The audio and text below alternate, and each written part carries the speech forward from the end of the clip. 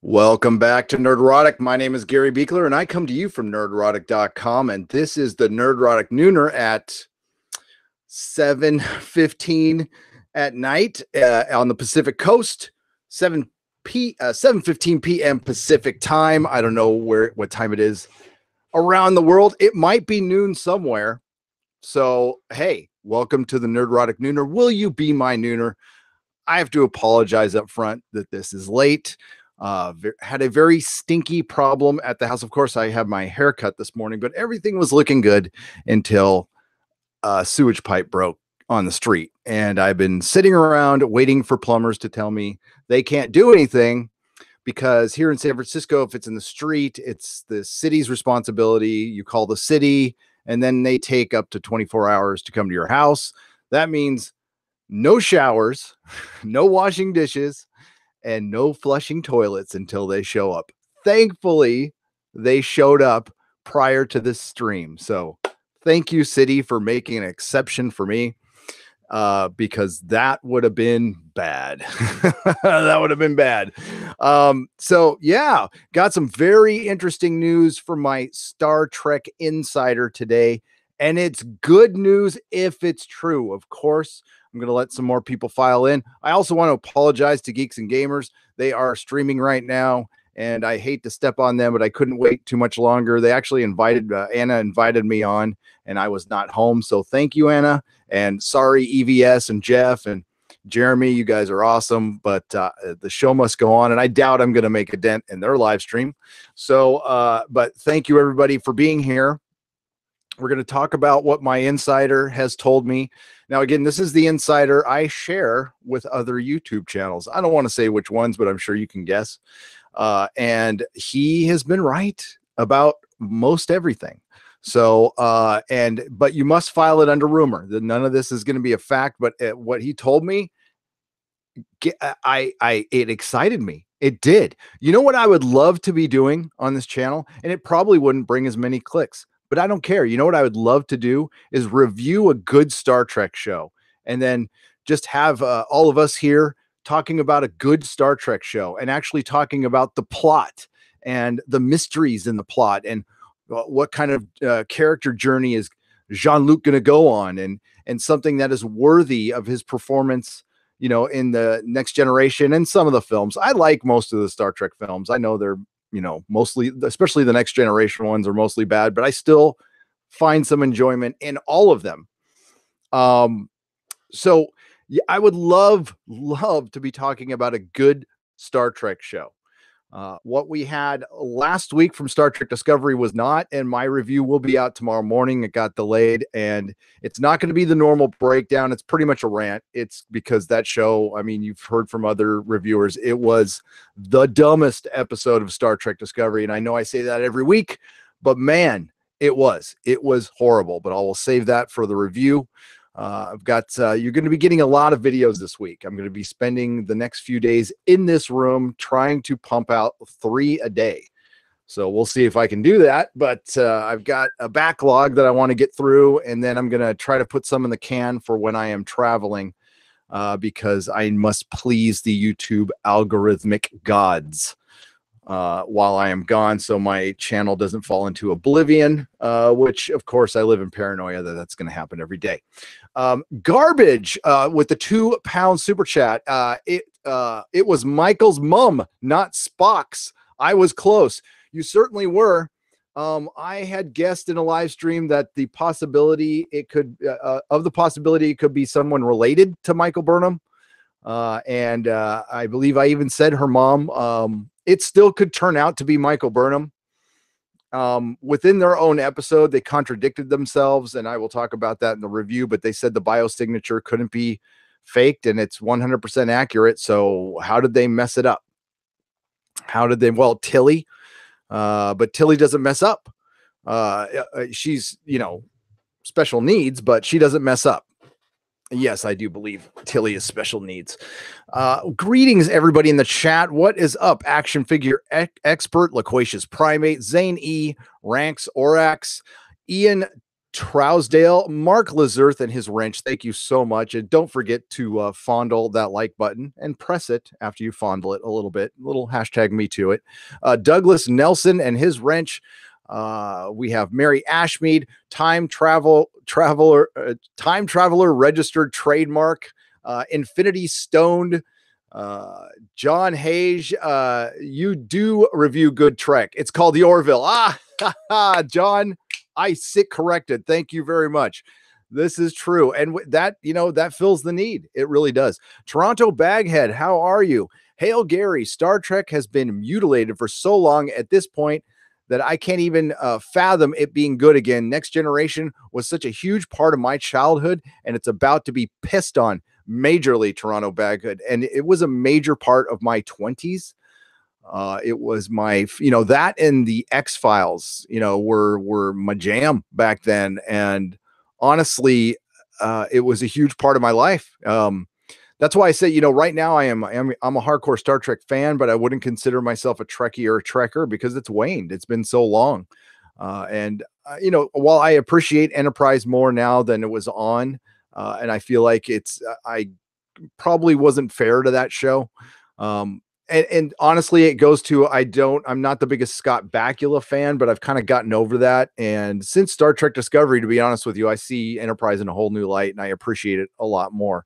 It still has its flaws, but at least they tried, and just what we hear from Brandon Braga that at the time he was writing, he was younger, and it seems like he's really gotten better with the Orville. And crap, didn't he write Identity Part 1 and 2? I mean, damn.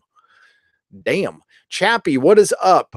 Dude, brah, you threw off my entire day. I'm sorry, man, but it's cool because you're feeding my nerdrotic neurosis. Feels so good. It's so good when it hits your lips. Ooh, that's a little dirty. Sorry, but Chappie, sorry I threw off your day. Believe me, my day was thrown off too. I was very bent out of shape about it. And I talked to my sponsor and everything's cool. I didn't want to be all crabby when I got on the live stream, but I was pretty crabby. I was walking sideways, as my kid used to say. Keep extra water at your house for emergency drinking and flushing needs. Yes, absolutely. Especially, okay, so why does this happen a lot at my house? Because this kind of crap happens a lot at my house. My house was built in 1910. So the Titanic was being built and floating on water when my house was around. Thank you, Lucy, 1989. Or is it Lousy? Luisi, 1989. Mrs. Nerdrotic cut my hair today. Finally. Yeah. So Amy Johnson, hello. How are you? San Jose is the same, yo. It is. All these Bay Area towns are wacky. That is cool. So, okay. All right. So I think there's enough people here, right? I have no idea what the count is. Oh, hey, Paul Purdy for $2. Star Trek Discovery equals sewage pipe. It does. Actually, watching my sewage pipe explode was more enjoyable than watching the last Star Trek Discovery episode. And it's not a lie. 1910, wasn't that when after San Francisco burned down? It was 1906 was the earthquake. And it burnt down, but this neighborhood that my house is in, when my house was like one of the first houses built in this neighborhood, and I'm close to the Excelsior and the Outer Mission. I'm in that area, but yeah, this house is freaking old. When it was originally built, it's been modified a couple times, but when it was originally built, it did not have a bathroom. It had an outhouse. So, what's up, Loquacious Primate? Okay, so let's go to let's just get right to it. And then, of course, I'm going to talk about, also want to talk about Captain Marvel a little bit, because I'm not done. I am so far from being done with Captain Marvel. And you know what? Some of you are, and a lot of you are not. So, I got to do what you guys want. Also, I want to talk about the Fandom Menace. That's what the Geeks and Gamers live stream was about. And some kid made a video pretty much calling out I'm going to just nutshell it, calling the Fandom Menace a right-wing political movement. And that's what, I mean, Christ, we have heard this from anybody who says we're criticizing Doctor Who, Star Trek, all of this stuff. The Fandom Menace is not a political movement. It is a reaction to one. Period. End of story. But I will go into that further as we go over in the second half of the live stream. We're going to go over that. So my insider, good person. Okay. So here's I can't say too much about him, obviously. And for those people on Twitter who are asking, I'll say it again, who are cite your sources. Your mama. That's my answer to that. You can, whether you believe it or not, listen, I don't know if I 100%, I don't mean to disrespect the man, but, or won't, while it's a man, whatever, it's a man, go figure it out. And, but what he tells me is like really behind the scenes stuff that's going on at CBS. And a lot of stuff is in flux there because obviously Les Moonves is gone. There's, they're transitioning, Viacom. They might merge back into Viacom, but Viacom's taking it in the shorts right now. They have a little kerfuffle with DirecTV, so they might, I don't know if they went dark or worked it out, but the last time I heard they might go dark on DirecTV. The Viacom channels are crashing and burning. Cable television is crashing and burning right now, so they don't have the power. So CBS might absorb Viacom. That would make more sense to me than CBS going into Viacom. But let's just say, here's what I heard. I'm going to read it to you. And again, please, rumor. This is 100% rumor. He also, he's the one who told me that the Picard series was not going to be on Netflix a long time before it got announced. So Netflix apparently is not happy with CBS in any way, shape, or form, and Alex Kurtzman in particular. Now, there seems to be a lot... and this is just what I get from what he tells me. There seems to be a lot of frustration. We'll put it this way with Alex Kurtzman. It looks like Michelle Paradise is pretty much the showrunner of Star Trek Discovery. Alex Kurtzman is there as a co-showrunner, but I think he's just more of a figurehead at this point. And maybe that's what he's always kind of been. So again, I'm not sure. But I don't know. We have Van Sitters, who is in charge of the brand, and by all accounts, this is a Trekker. This is a Trekkie. This is a good guy, but he's also put that ominous tweet out that Mead had reported on. That wouldn't it be great if there was a multiverse in Star Trek Discovery or Star Trek? And no, I mean for Star Trek Discovery, yes, but it would be confusing as hell. Okay, so we're talking about concept art here. It looks like there might be some Borg next season. I know you've heard that. Seeing Niners. Okay, let me get caught up here.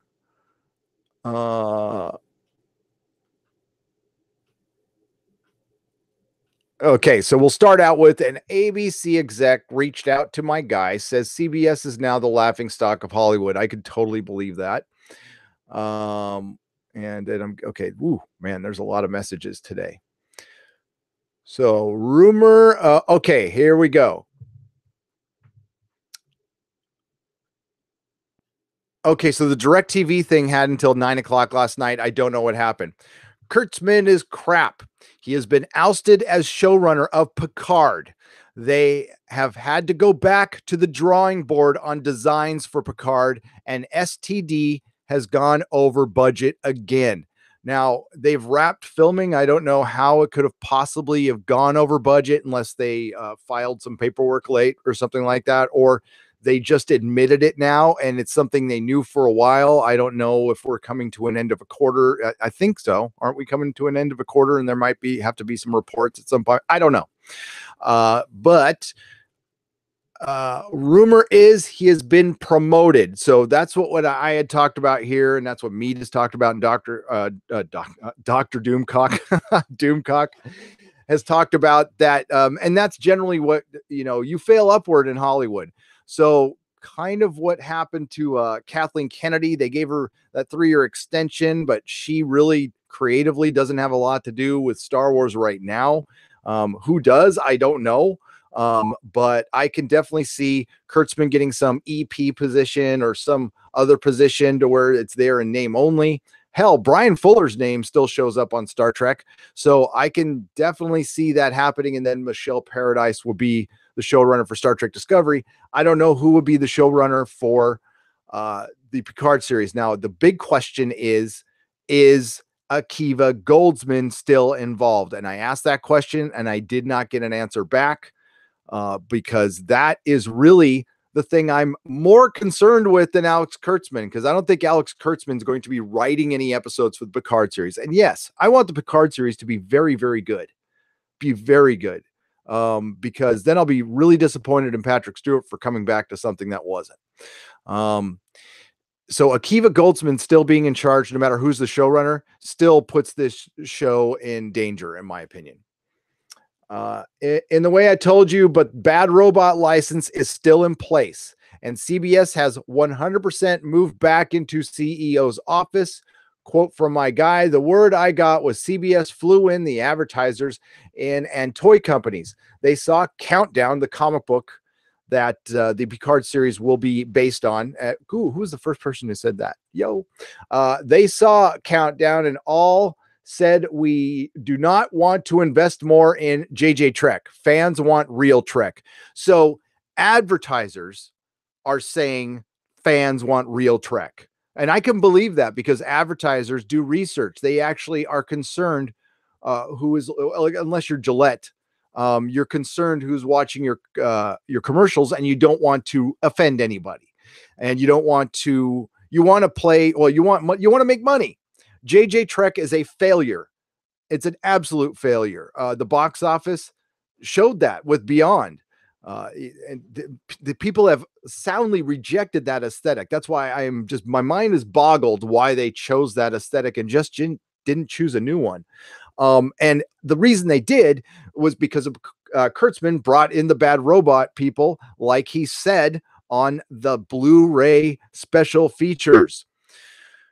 If Brian Fuller would have done something better, I am 100% convinced. Now, Brian Fuller has his flaws, but he's better than Kurtzman. Okay. So they are having to do some damage control at this time. They know it. They know it would not just get, they would have to do some damage control at this time. They know it would not just get better. I have no effing idea what this means in reality. Well, I think it means that they've given it plenty of time to work itself out, and it's not working itself out. 2 episodes ago, they had a halfway decent episode in Star Trek Discovery, and then it is right down to season 1 level, which is just an effing joke. I will give you a preview of my next video.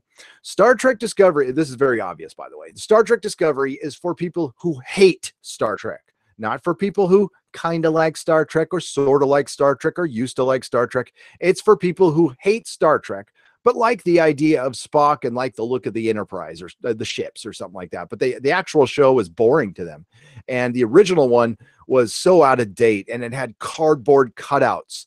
That's what Star Trek Discovery is for. The people who are creating this show think that people, they want to make a Star Trek for non-Star Trek fans. They want to make a Star Trek for Star Wars fans. They want to tap into the Star Wars fan base, not tap into their own fan base.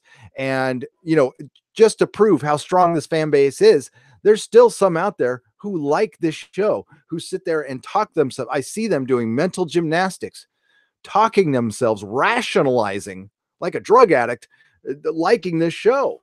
Time fixes all that. In a couple of years, you'll see a lot of people go, it sucked, so they're having to do damage control. And this time they know it will not get better. I have no fucking idea what this means or what they will do. I do not think they do either. This is what I heard. The guy makes clear I have not seen one sheet of paper to prove any of this is accurate, and only pure rumors at CBS. And there we go. There is nothing but the fact that people saw the storyboards and they were revisions of Countdown. But even more obviously JJ verse, then and even more obviously the JJ verse, and then the comics, and now it is said all this has been visually revised. Bad Robot is blaming the failure of STD not on the idea, but on Access and Netflix not reaching the general public. And they still say Picard has the drawing power to make this idea a hit in that whatever the F verse STD is in, but seems they will be rebooting it now again. I repeat, but it seems they will be rebooting it now again. They are possibly going to, I don't know, reboot within canon. I don't know exactly what that means, to be honest with you. And it looks like it's going to be delayed. That's the Picard series. I've got it confirmed. Kurtzman is out. He is the public face until they arrange him leaving. Again, file this under rumor. I'll probably make that into a video as well, but I wanted to share it with you guys right away. I would have made that a video, and I know I can hear the clap back already. It's a rumor, and I am not a news organization. I am a guy with an internet connection and a microphone, and I can do whatever the hell I want. And if I file stuff under rumor and put a question mark in the right place and say, in my opinion, I'm covered. I'm good. And that is straight from my lawyer. There you go. Yeah. I may or may not have one. So, Peter Davidson, Mrs. Davidson, how you doing? Greetings to Australia's finest, Peter Davidson and his mom. Thank you for the $5 Australian dollars. I'll get to a couple super chats and we'll get to the chat. Brian Witchcraft, $10. I haven't watched STD since Mirror Captain, what's his name, convinced heads of Starfleet to capture and torture Tesseract spore aliens. Picard would be sick and Janeway would punch them in the nose. Yes. Yes. Absolutely. And Kirk would give him one of those like karate chops into the shoulder blades. Thank you, Brian. I totally agree. Yeah. It was Lorca. And when we were reviewing season 1, we used to call that Lorchestration. His big plan to get back into the mirror universe. And think about it. Why would you want to get back in the mirror universe? Well, I guess he wanted to be emperor, but let's just think about this. He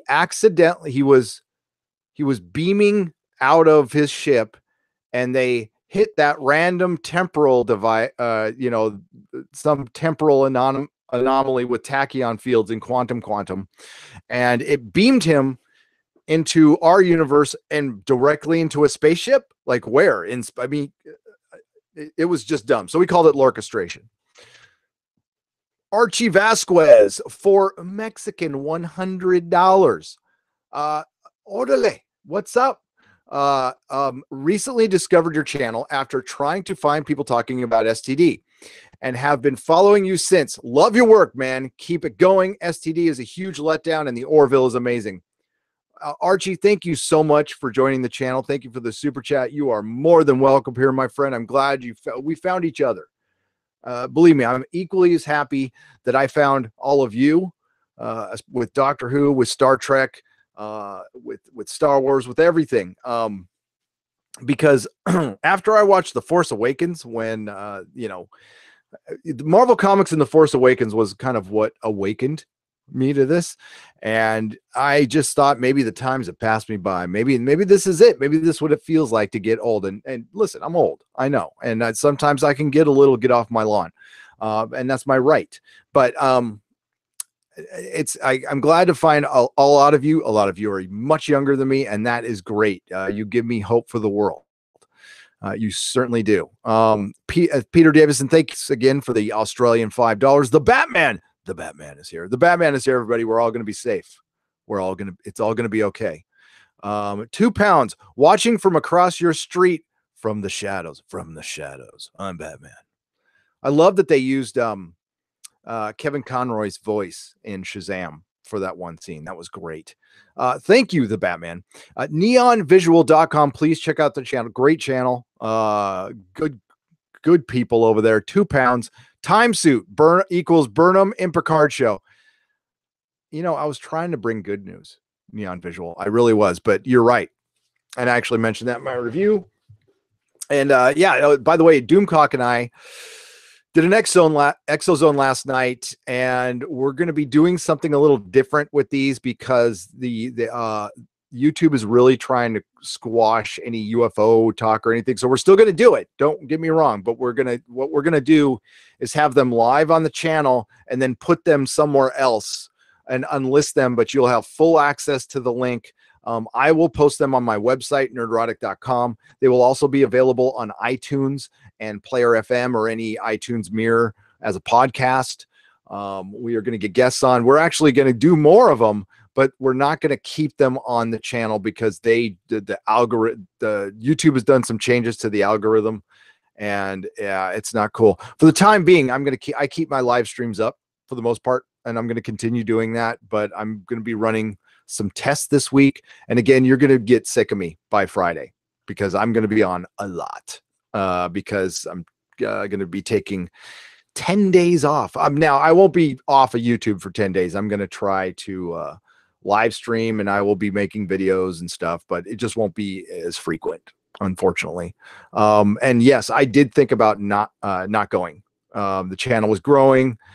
This is like a once in a lifetime opportunity, and to leave now. But then I reminded myself that when I bought my comic shop, the first week I owned it, I went on vacation to Hawaii.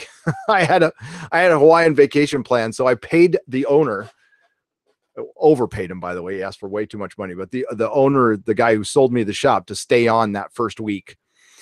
And then he took a bunch of comics with him. Freaking jerk. Yeah. Archangel 0891, thank you for the £2. Think they'll roll out DS9 Voyager series to boost Picard?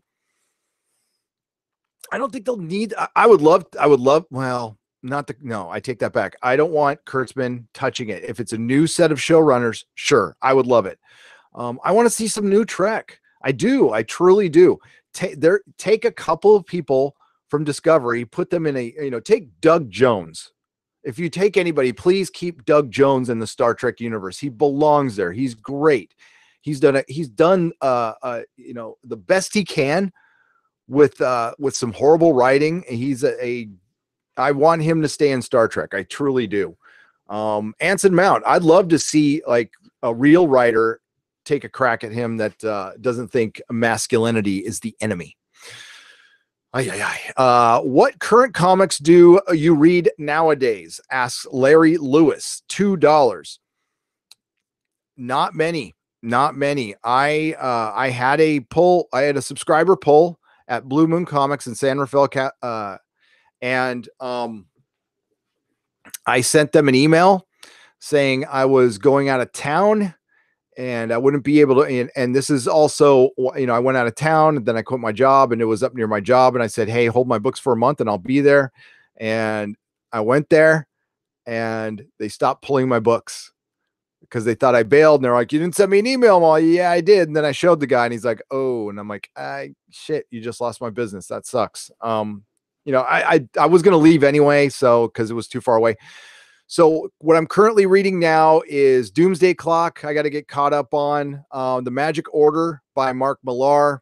I cut Marvel out of my life completely for the first time ever. I collect Ghost Rider books, but I can't read this Cosmic Ghost Rider because I tried reading it and it's just awful. So I collect it because I have every single Ghost Rider book, and we're going back to Silver Age ever made. I'm really into my sets. But no, I'm catching up on old reading right now. So I'm currently reading Grant Morrison's Doom Patrol. I am currently rereading Preacher to get prepared for season 3. And I just finished rereading The Umbrella Academy. So, but the only new comics right now are The Magic Order and Doomsday Clock. I have some DC books that are piled up that I have to get through. Most of the Batman titles. Bendis' Superman sucks so bad, which sucks because the Superman prior to that was good and they screwed it up. So that's what I'm reading right now. I'm catching up on I'm also poking through Valerian and Lorelei, the old Mobius comic, the old French comics. Those are so good. Oh my God. You can get those pretty cheap on Amazon. There's paperback, like graphic novel size for like $6-7. Get those. Those are so good. Those are so good. Thank you so much, Larry. Larry. Did I say Larry Lewis? I meant Larry. The Batman, 2 pounds. Worse, Burnham turns out to be Picard's mentor. Ugh.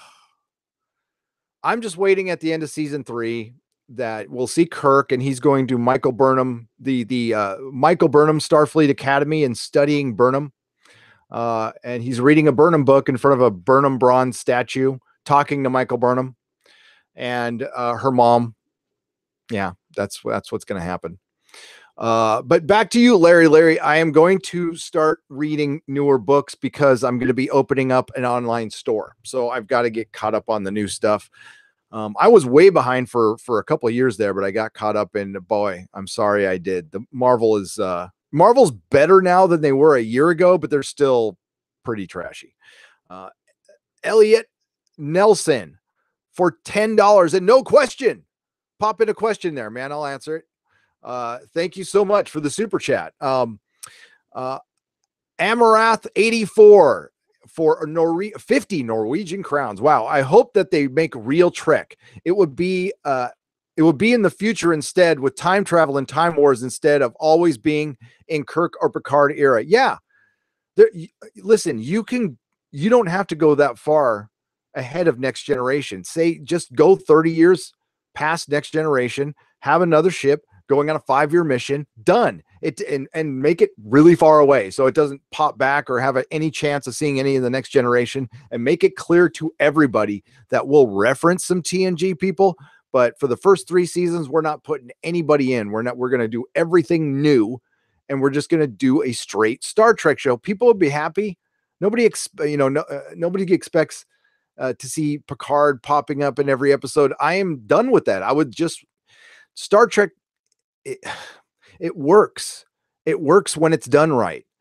Now, it's never going to be as big as Star Wars. That's what CBS needs to come to terms with. It's not going to be your multi-billion-dollar franchise, but it'd still be a billion-dollar franchise. And then you could start making ships. And what they really need to concentrate, and they really need to take the time to do this, is to get it younger somehow, and not have captains doing selfies. Don't do your typical, really try to understand your young audience, and don't do it, on the surface. Don't do it, just dig deep and talk to the right people. You can find out, maybe actually talk to some people with some children. I don't know. And talk to some actual kids, because I did a very non-scientific study of asking my son for a week to, not go out of his way, but see if anybody's talking about Star Trek Discovery at all in his junior high school, because that's what you want. You want junior high schoolers watching your show, because that's your next generation. And well, the most disappointing part of it was, he said most of the people at school don't even know what Star Trek is. Star Trek's aging out, folks. It's aging out. So it's going to look like Buck Rogers pretty soon. They're going to look like Buck Rogers serials. And yeah, there's still Buck Rogers fans, but they're like 90 years old now. That's what's going to happen to Star Trek. Zorro used to be very popular too. And so did Flash Gordon. And they'll always be around, but they're considered old now. And that's it. I love them, but okay. And I have to make up for a super chat that I read it last night on Exozone, but I'm going to read it again later, but I'm going to get through here. I emailed you screenshot of those YouTube polls. Okay, cool. Thank you, Jedi Knight and friend to Captain Solo. I will check those out. When I'm done here. Okay. Thank you very much for the $2 super chat. And thank you for your emails. You can DM me on Twitter, but at this point, I'm probably going to have to close down my DMs because it is out of control. But please contact me at gary@nerdrotic.com. I want to kind of filter everything through that, and I will get back to you within 24 hours. I'm a little late on some emails right now, but I'm going to get to you. People want to sponsor this channel. No, that it's nice. If it's one of you guys want me to shout out a comic book you're doing on Indiegogo or something like that, just ask me, and you don't have to super chat me. I'll do it. I just want to check it out first, but I'll be certainly shout out people and other channels and stuff like that. You don't have to pay for that stuff. Thank you very much, Jedi Knight and friend of Captain Solo, and I consider myself a friend of Captain Solo too. If we can't get Chris Pine back, can we get a John Cho Excelsior movie? We can get a Cadet Tuvok 2. Doug Jones can make a cameo as Admiral Sulu. I'd be okay. Now, I'm done with JJ Trek. I thought the casting was great. I thought Carl Urban as Bones was freaking magnificent. It really was. But I think let's just have something new. I mean, I'd watch that. I certainly would. I mean, I watched all the JJ movies. I watch it all. But then I complain about it. No, thank you very much, Raymond. Verada, it's good to see you. Thank you for the $5 super chat. Yeah, I'd watch it. I'd want some stuff before that, but that would be maybe that's what they're thinking about. Because they were talking about going ahead with it, but now it is dead officially. They are not going ahead with that, and Paramount doesn't have the money for it anyway right now. Nefarious Fool for $5. Best way to watch Captain SJW? Get a free ticket and make fun of the movie the entire time. We had a blast and had the whole theater laughing. Oh, that's awesome. So you kind of Rocky Horror Picture showed it, except it's not as good as the Rocky Horror Picture Show. I love that. I love that idea. I wish you could have videoed that. I would have loved to have seen it. That's God's work right there, Nefarious Fool. Thank you. We all thank you. Chris Persia, Canadian $5. Gary, a statue of Burnham wouldn't be in bronze. It would be made of neutronium, the bestest material for the bestest officer ever. Neutronium, vibranium, unobtainium, adamantium. Yes. Kryptonian. The Price is Right review, $5. Kapla Nerdrotic. Hope your night is awesome. Any update with the Picard series? Because I'm dreading what the trailer will be like. Well, we might not see a trailer for a while because the update that I just read that I will briefly go over is the show might be delayed. But here's the good news, folks. Kurtzman will not be running the show. His name will be on it. It might be a name only, but he is not the showrunner.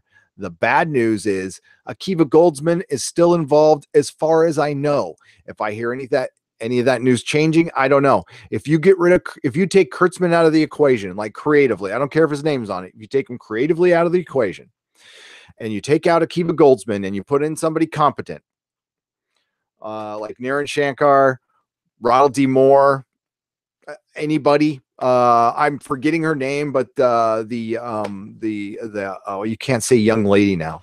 If you're Captain Marvel, that's offensive.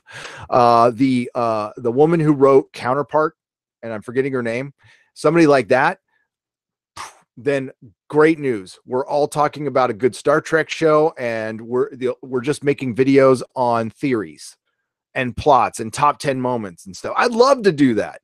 I would love to do that. And I will be doing that for stuff like The Expanse and Game of Thrones, if it's good. My first real Game of Thrones video is coming out this week, and it's not a good one. It's spoiler. It's Game of Thrones season 7 sucked, and I want season 8 to be better. Kills me to say that. It really does. I love Game of Thrones. I love the books. Love it. Love it. And I'm hopefully, if season 8 rocks, then, all is forgiven. But I don't know. I don't know. By the way, Doomcock and Anna from that Star Wars girl will be joining me on the recaps. Can't wait for that. That's going to be fun. Daryl Rayner, $4.99. Hail Gary, Nerdrotic rocks. Have a great trip. Thank you so much. I'm really looking forward to spending a little time with Mrs. Nerdrotic and Nerdrotic Jr. I'm a little disappointed my number one son can't go, but he had to pay for himself and he couldn't get the scratch. So that's life, man. The lessons we learn. But if I get to go to Malta, I would love to do a live stream from some ruins in Malta. And we are going to be near some giant a Roman temple. and I will try to live stream from there. 10 Recluse for £5. Give it time, and STD will have Burnham create the Q continuum by evaluating the Borg to their goal of perfection. What do you think about that, buddy? I think he's got his finger pointed. He's all, hell no. Hell no. Yeah. I think there is something up with the possibility that they are creating the Borg. Leland got poked in the eye with some technology, and maybe they'll make that lead to the Borg. It seems like Bad Robot through secret hideout productions is trying to, it's kind of they're like a virus. They're like a computer virus. Okay, remember the old AOL days? This isn't a computer virus. This is a better analogy. Remember the old AOL days, right? You know, some of you older folks remember when you tried to remove it from your computer, and it was like it spun spider webs and tentacles, or whatever analogy you want to use, everywhere in your computer. It was just impossible to completely get rid of. That's what Bad Robot is. They have spread their tentacles throughout Star Trek and Star Wars and fandom, and they are impossible to get rid of. And they are creatively bankrupt. They don't create good products. They are shiny. They have really nice packages, and when you open it up, it's an empty box, or worse yet, one of those 3.75 inch action figures where the arms fall off and the paint jobs are bad and the eyes are crooked. And yeah. Thank you very much, Tenno, for the super chat, by the way. Trina Guthridge for $2. Can't wait till riff tracks of Miss Marvel. I can't wait either. I love riff tracks. I saw them do, they did the 5 Doctors about a year ago. It was great. It was great. Amy Johnson, $2. Hi, Amy. How are you doing? Give a shout out to my 4-month great nephew, Reese. 4-month-old. Shout out to Reese. 4 months. Such a little guy. Oh man, I remember little guys. What's up, Reese? May you live long and prosper. Shout out to Reese, everybody. Thank you, Amy Johnson. Jason Green, $5. Gary is the bestest ever. Were you able to get a P.O. box? I was. Enjoyed the Exozone the other night. You and Doomcock are awesome. I love Doomcock. I wish I could co-host every show with Doomcock. I do. I think we make quite a team. So, and we'll be doing tons of stuff together. What we need to do is get, I love turning people on to the Doomcock, for lack of a better word. He's a brilliant channel who is woefully undersubbed. He should have more subs than me. He should have more subs than Geeks and Gamers and Jeff World Class Bullshitters and EVS, and they would all agree. Just based, the guy's, he's really an eloquent writer. He's a great singer. His takes, he catches stuff nobody catches on stuff. Yeah, so he'll get there. He'll get there. But thanks for shouting him out. And yeah, I want to get him on this Friday if he'll come on with me. This Friday, I'm going to announce it now. Nobody knows this, but I'm going to try to get Jeremy on again, and Jeff and EVS and whoever wants to come on, because it's kind of, the last live stream before I go. So I'm going to try to make it a humdinger. Dan Heiss, $2. Have you seen the fixed Endgame trailer? I have not. It is on my little playlist though. Dean. Sorry, I keep saying Dan because I knew a guy named Dan Heiss. Dean Heiss. I am sorry. I will check it out though, because Ivan did that, right? Ivan, the helpful Mexican. And let me tell you about the helpful Mexican. I talked to him for the first time a couple days ago, and you know what? He was freaking helpful. He was really helpful. It's no lie. He is the helpful Mexican. And, listen, viva la Mexico, viva la raza. Okay. We love Mexico. I grew up 60 miles north of Mexico, down in San Diego, or Whale's Vagina. If CBS is looking for ideas, I'm still waiting for that Riker Titan series. $10. That would be great. They could still do that. Jonathan Frakes still looks good. He's a little wacky, but I think he was always a little wacky. He's an artist. He's an actor. And yeah, I don't think his directing is that great anymore. You know, I do like First Contact. I like it a lot. I know it's got flaws. I don't care. I liked it. I walked out of that movie really happy. So I think it's a good movie, even though, you know, people were pissed off about the Zephyr Cochrane thing. And I understand that. That's proof that I am not a canon fundamentalist. But man, what they did last episode was just stupid as hell. Thank you very much, William Jenkins. I appreciate the $10. And thank you, Dean. Matt Baldwin, $5. The best way to end STD is to have the crew getting dressed down by an admiral. Crew disbanded, ship decommissioned, and Burnham arrested. Yeah, she disobeyed more orders. She struck a superior officer twice who let her. Yeah, I mean, like, what's the point of her? And then they make fun of her in the episode, so they're aware of the criticisms, and they even brought it within the episode. And I don't know what the point is now. Like, they know she's lame, so are they telling us they have to write this stuff, and there's some kind of edict sent down from CBS that you have to write Michael Burnham the certain way, and that's their way of rebel? Was that the little SOS note, like, please help me, I'm being kidnapped, I'm doing this against my will? Was that it? I don't know. Dr. Forbin Colossus, my friend who was there for the entire Exozone last night. What is up, my friend? How's it going? $10 super chat. Interrupted my first time viewing Orville binge watch to say great Exozone with Overlord DVD last night. Punch the like button, everyone, and enjoy your binge, my friend. That is a good binge. Dr. Forbin Colossus, thank you so much. Thank you for your contributions yesterday in the Exozone. They were excellent observations. And you guys make the show, just like you make this show. You guys make the show. I am just reading your super chats and hanging out with y'all. I see Man of Action in there. What's up, Man of Action? My old friend. Jason Green, I was not able to get to my PO box today. I'm sorry. You didn't have to. You could have just done that in the chat. You didn't have to give another super chat. I wish I could refund you. Thank you for the $2. I did not get by there today because I was stuck at home all day. I will go there tomorrow, and anything I get in the PO box, I will show on the live streams on the Nooners. They will get displayed unless somebody tells me not to. And everybody will get their proper props. I actually need to square up with some people who have, I just spaced out. I have the PayPal tip jar. Some people have sent me money there. So you will be getting shouted out today as well. A lot of making up to do. So I did receive it, Jason, because I get email notifications. I just haven't gone and picked it up. I'm sorry, but thank you so much. And I can't wait to see what's in it. And I will tell the world that Jason Green sent it.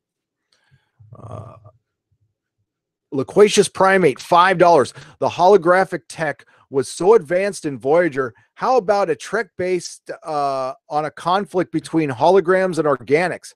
Has space battles and philosophy. That would be, kind of, instead of, doing the whole AI or, Cylon and, Kalon trope of, the robots turning, have the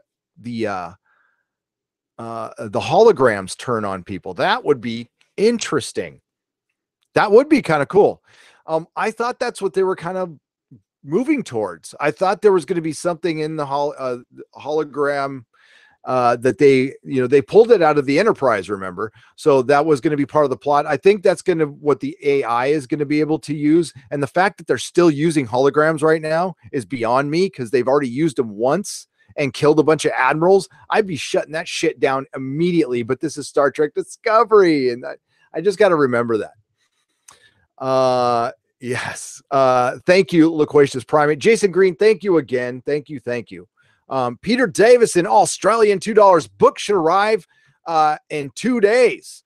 Cool. I can't wait to read it. I'm good. That's good, because then I can read it on the plane. Thank you, Peter Davidson. And once again, say hello to Mom.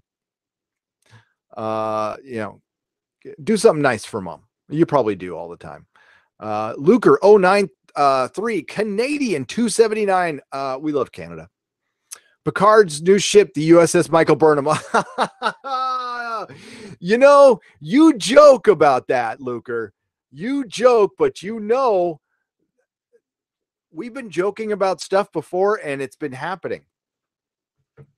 It's been happening. Let's get to the chat. Oh my Lord. Jesus Christ. Oh yeah, we got t-shirts now, and some of you bought them. So cool. I have not bought one yet. I probably should. And by all means, if they suck, please let me know. Please let me know immediately. And I'll refund you and all that good stuff. Or they will, but I want to know what the quality was. Silhouetted Animator at Nerdrotic. Did you notice Wonder Woman's God Killer sword in the most recent Doom Patrol episode? So was it in that? I did not notice it. Was it in that trophy room? That Mento was in. Dude, that was a good episode. Oh, man, I've said it before. Say it again. Doom Patrol was like growing on me. I love the comic book quite a bit. The Morrison stuff. Yeah, it's super postmodern, but you know, the source material was written in the 80s and it was really edgy back then. It's not so edgy now, and it might come off like trying to be, but it's really good. And the last episode was that episode that hooks you. Every good show has an episode, even if they have bad first seasons like Star Trek The Next Generation, but there's like one episode that hooks you. It goes, okay, I'll give it, you know, I'm in. Last episode was it. Absolutely. Damn good episode. So is this set in an alternative post Wonder Woman 84 timeline where the JLA are formed much earlier? The timeline in the DC universe TV shows is different from the movies. It is not in the DC EU. It is firmly planted in the multiverse. It is its own thing. It's not the CW. It's not Gotham. It is its own thing, but the Justice League exists. So it's not post Wonder Woman 84 because Wonder Woman 84 has nothing to do with the DC universe. They haven't come out and said that, but you got a cyborg in one and a cyborg in the other, and they look nothing alike. And one cyborg is not in the Justice League and the other one is. So it is clearly a different universe, and that's how DC set up. So I'm fine with it. And the last episode, I started liking Cyborg because he was like the one thing I was having a problem with. Just jinxed it. I did. Tenno Recluse, I did. Yeah, I'm the kind of guy who goes, man, this line's moving fast. Then it stops. The USS SJW, yes. Well, that's what Star Trek Discovery is right now. I mean, even beyond that, it's super SJW, but it's bad. I mean, it's I go back and forth, but Star Trek Discovery now has 2 seasons of bad, and well, I don't know. Doctor Who's been bad for a while too. They both suck equally. They just both suck. Linda Carter is just one step below Aaron Gray. Ranks Oryx. Aaron, yes, I'm an Aaron Gray guy. I'm an Aaron Gray guy, and I got to meet her at a Comic-Con 10 years ago, and she was sitting by herself. So I pulled up a chair, sat next to her. I paid her I gave her $60 for 3 autographs, and we chit-chatted for an hour. She was so freaking cool. And I can't say we had something in common. So we had a lot to talk about. And she was just couldn't have been nicer. And I'm just the whole time I'm thinking, this is the woman who got me through puberty. But I wasn't going to tell her that. She was so nice. But Linda Carter, they're both, I mean, listen, to this day, beautiful women, beautiful minds, and classy with tons of grace. Love Linda Carter. She will always, both Wonder Woman are great. Gal Gadot and Linda Carter. What's there not to like? Doom Patrol is good so far on DC streaming. DJD show, you are correct. The question is it worth buying DC streaming? Is it worth the monthly subscription? I'm going to say no, unless you're a comic book fan. If you are a comic book fan, DC streaming is worth it for the peripheral stuff. There's lots of cartoons. You can watch Wonder Woman. Titan sucks. It does. But Doom Patrol is quite good. It is if it was on regular TV, it would be getting good ratings. It's already one of the best comic book shows on television. Period. I would put it right. It's same quality as Preacher. So if you're a Preacher fan, Doom Patrol is your jam. You will love it. Don't get me started with Linda Carter. Yes. Really powerful men sent thousands of people to their deaths. Remember D-Day? They were never apologetic, and they did what they needed to be done, and they lived with it for the rest of their lives. Noah Dollar, you are correct. Those were the actual heroes. So many of them cut down as soon as they set foot on the beach.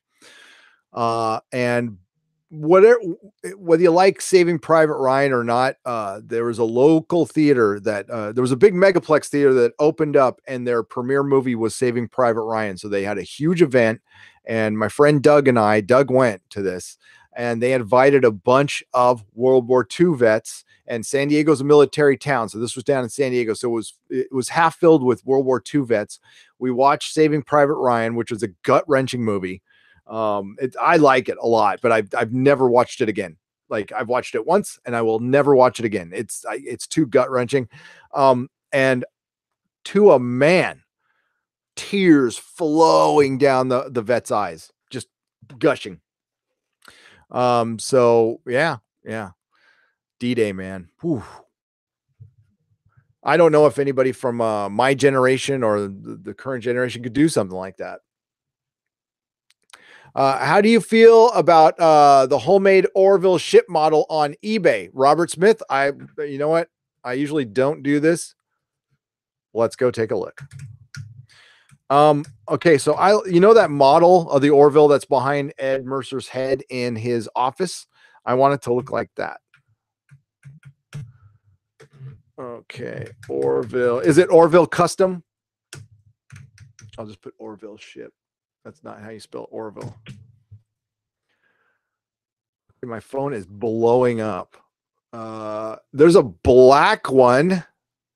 Is that the one you're talking about? Why is it black? That's all wrong. I guess you got to paint it. Oh, what the hell? It's a pin. Okay, that's why. That's not it. I don't see it. I don't see it. I see a t-shirt. Orville Custom. Nope. Bunch of guitars come up for me. Oh, and there's a uniform. Oh, they're cheaper. Don't buy them. Okay, there you go. That's more like it. Yeah, they're like don't pay over $100 for those. Yeah, I don't see it. If somebody could send me the link, I will show it off. Trekker T, Canadian $5. Bought a Nerdrotic t-shirt. Can't wait to receive it. I'm sure it won't suck. Trekker T, thank you so much for buying a shirt. I hope you enjoy them. And I have another one coming up for you Discovery anti-fans. You might like it, you might not. We'll see. Trekker T, thank you so much. I appreciate you. Trekker T, Canadian $2.99, and no question. But you said one there. But if you got one, holler away. Thank you so much. Sanoki. Okay. Tell me how to pronounce this. Okay. Sanokeo Sean. So it's SNAKEO I1 and then Sean. For $2. Thank you so much. Thank you. Joe Ella for 15 Australian dollars and no question. Guys, you got to ask me questions here, but thank you so much. I really appreciate it. Jason Green, $5. Have a safe flight and tell Mrs. Nerdrotic I said hello. Jason Green, I will do that. I will pass on the hellos to Mrs. Nerdrotic, who will probably join me on one of the vacation live streams. I bet there'll be a Mrs. Nerdrotic sighting. Unfortunately, there will be, if Nerdrotic Jr. comes on, he'll be wearing a mask. No camera time for Nerdrotic Jr. for obvious reasons, but he's kind of shy. He wouldn't come on anyway. Thank you, Jason Green. That is very nice. Paul Purdy. What's up, Paul Purdy? $5. What do you want from an Orville toy line? I want to see replicas, role play, cosplay, PM44, and com scanner, and a good model for the ship. I am in 100% agreement with everything you said. I want to see, I want a really expensive ship, like master replica type, you know, and then I want one like the Diamond Select ones that's like $60 that everybody can buy. I want, I'm actually thinking about getting a uniform. I mean, that's ultra dorky, but I'm thinking about it and maybe just doing that, rocking that for Halloween. And because I'm usually Constantine for Halloween. That's why sometimes I shave my beard, but I'm not going to be shaving my beard this Halloween. So maybe I'll just be a bearded Orville captain or something. Well, not of the Orville, a Union captain. I want to see, so I want to see a 5 to 6 inch figure, action figure line. And I want 1/6 scale toys of the entire crew. I want an Isaac. I want a 1/6 scale electronic Isaac so bad. And I want a Bortus that comes with mustache action and smoking action, but not the other action, not the porno action. We can leave that one out. And then the build, well, you can't, maybe you can, okay, so you do the 6-inch figures, you do a Build-A-Figure with Yaffet, and it just comes with like a little piece of slime, and you put all the slime together, and it makes one big Yaffet. Thank you, Paul. Doka HLSD, $2. Insert question here. What would I ask? What would I ask?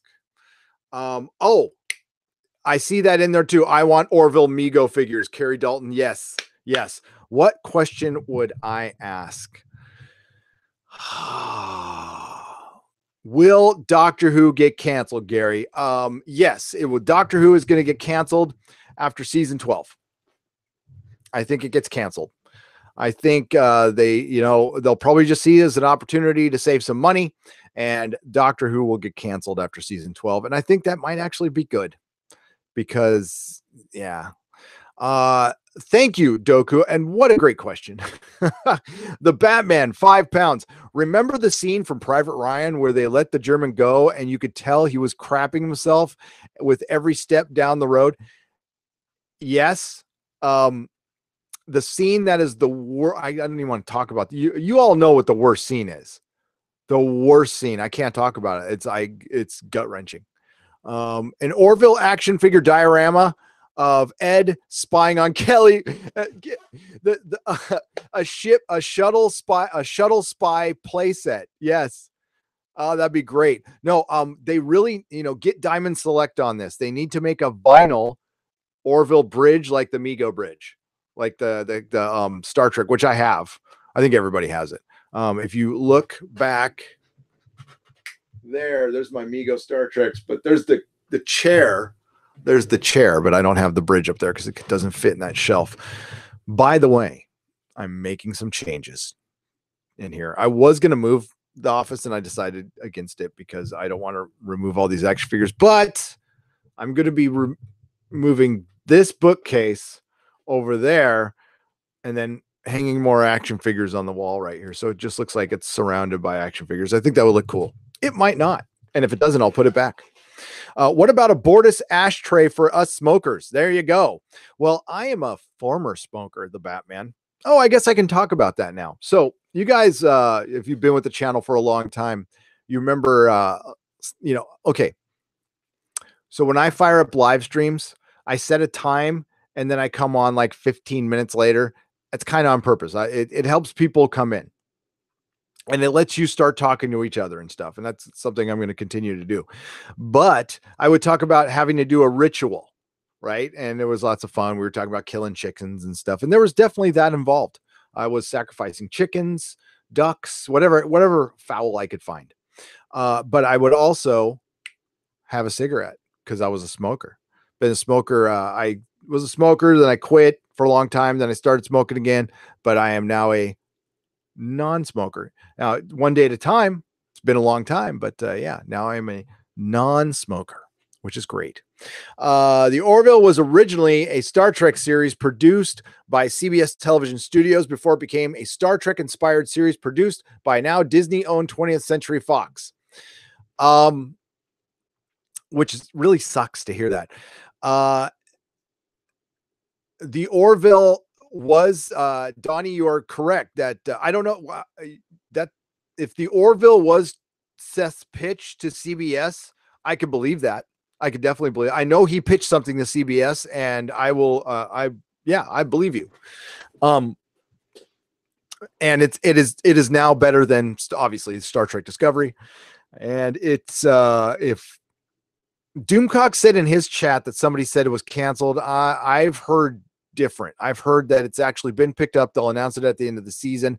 They are licensing. They have a comic book coming out. They got some toys coming out, and they might announce an action figure line. There might be an option of season 4 and 5, but again, this could be rumor, and maybe the sale changed all that. But I can't see how they would cancel a show that gets watched by 6 million people a week, 3 million people live, and 3 million people streaming. Check out Ivan's fixed Endgame trailer. Oh, I will, Ben Parker. I will. Love that, Ivan Ortega. Now that Disney has mutants, thoughts of adding Dazzler to the MCU. Well, they, considering the direction the MCU is going, mismatched sock, Dazzler has gone to the front of the line because they have no female superheroes, and she will be a female lead. Oh, wait, aren't they teaming her up with Tigra for an animated series on Hulu? Didn't I hear that? It was Tigra and somebody else. I thought it was Dazzler. But I liked Dazzler when she came out. And she had roller skates on, and it was kind of a gag, but I'm not the biggest fan, and I don't like the supposed punk rock Dazzler, which isn't punk rock at all. My thoughts on the MCU taking over the X-Men. I think it's not going to turn out as good as people think it will with this current crop. I think they're going to make it into a YA mess. And we're just going to get more hated and feared. And it's like, I'm honestly over that. I'd love to see the X-Men just be superheroes. Do some Starjammer Galactic stuff. That's the stuff I liked anyway. I was thinking, which I don't do often, but I was watching the Godzilla trailer. Fuck, that looks good. That movie looks so good. And I'm like, why don't we, you know how Disney could really differentiate itself from Marvel is like, go back to their roots, go back to the Silver Age roots of when superheroes would fight giant, ridiculous monsters. And it's like, wouldn't it be cool? I mean, not necessarily like an Avengers versus Godzilla or Justice League, although that would be great. But I don't like them fighting Godzilla. I'd rather have them fighting like Mothra or something like that. But fight a giant freaking monster. Have all the superheroes fighting a giant monster. What? Not a giant laser beam. And, eventually, sure, you want to have them fighting a big bad like Darkseid and stuff. But why not? I think that'd be cool. I'd love to see that. And then you get a mixed genre in there, and it'd be kick ass. Ratings will drop substantially for next season of Doctor Who. The Lethal Diva, they will crater. I promise you. Fireside chats, my live streams are empty. Why? Have you promoted yourself? Do you have a channel? Talk to me at Fireside chats. What's going on? I go voodoo with my chickens all the time, man. All the time. Thank you, Pen Farm Girl. Neon Visual is all vape. Killing chickens, doing voodoo or something like that. Yeah. Orville vodka. That actually probably could be a thing. Jor 123. Uncle Remus and Briar Rabbit 2-pack action figures. I have that on LP. I have the Song of the South on a 78 speed LP. That was from my Grammy. Camel Wines. Fireside chats used to smoke Camel Wines. Yeah. I smoked, well, you Canadian smokers will know what I smoked, Export A's. And definitely check out Ivan's Fixed Endgame trailer. And if somebody wants to throw that in the that link in the chat, and you can watch it after you watch this, or you can pause this or whatever. Amy Johnson, a friend of mine, got angry with me because I told them that Doctor Who was more than likely going to be canceled. What should I tell her or show her to let her know this is going to happen? There's nothing factual. There's no like evidence of that other than there is a rumor out there that Jodie, that is on from Starburst magazine, that Jodie and Chibnall are leaving after season 12. The ratings dropped 40%. The merchandising has, I'm going to use this word again, cratered. They are moving it back to Saturday night in the spring. So not as many people watch TV. So they brought Doctor Who in when the most people watch TV, on the night that most people watch TV, and it got really good ratings the first couple episodes. Then it died. There's no buzz about this show. It's no longer Doctor Who. It's a joke now. It's a joke, and I know many disagree with me, and that's fine. A lot of us disagree on why Doctor Who is bad. I think we could all agree the stories were bad. But I will add that I don't think there ever should have been a female doctor, and I don't think the politics suck. Now, could they have won me over with a female doctor with good writing? Certainly, sure. They didn't even come close. And I talked about it with Doug Nelson on the podcast. You know, if they really wanted to, like, if they really were into having a female doctor, they would have dealt with the doctor turning a 1,000-year-old being turning into a female for the first time would rock her world. And there would be, you'd have to dedicate the entire season to that. And they just went, no, it's just a girl doing the same stuff the guy doctor did. So what's the point? The whole point was to virtue signal and make a political statement. It wasn't to actually do it. It wasn't actually to make part of the story. And the reason they did that is like, well, because, you know, men and women are pretty much the same. Pretty much. I mean, no. So, and I've heard the arguments it could work with Doctor Who, and I just simply say this: Doctor Who was built over 50 years as a male doctor. It is now a female doctor. It is no different from turning Spider-Man into Spider-Woman, and Peter Parker actually transitioning to become a woman, like a real woman, not, and then you go from there. There's no difference. That's my opinion. It was built. The thing with Doctor Who is they didn't have a problem getting a female audience. It was the one show that was really for everybody, all walks of life. And what happened, you know, there's a couple of properties that were like this, you know, before J.K. Rowling got all nutty. You know, it was everybody was representative in the fandom, and pretty much all the fandoms like this too, by the way. But with Doctor Who, it had a good mix. And what you did is they misinterpreted that, and they went hard in one direction and alienated a large portion of their fan base that they didn't want anymore. And that large portion was the one that bought everything. That's the one that bought all the action figures and all the DVDs and all the Blu-rays. I'm sorry. They really, they said it out loud that they were trying to grow their young female audience. Well, they lost their young male audience and their older male audience, who buys all the Blu-rays, all the games, all the toys, everything. Vast majority, I'm talking percentages in the 90s, is men. Okay, women do buy Doctor Who merchandise, but it's not the toys. And I'm sure some do, but it's very negligible. And I've seen data on this. I used to sell this stuff. So I've actually seen the data, and it's, God, I got to find the article where, and listen, I wish it were different. I do. I wish it were different. But when Star Wars Force Awakens came out, and the Star Wars toys were selling well for that film, somebody from Aggressive Comics or Bleeding Cool, I can't remember which, put out a very snidey article saying, see, girls do buy action figures. And listen, I wish that were true.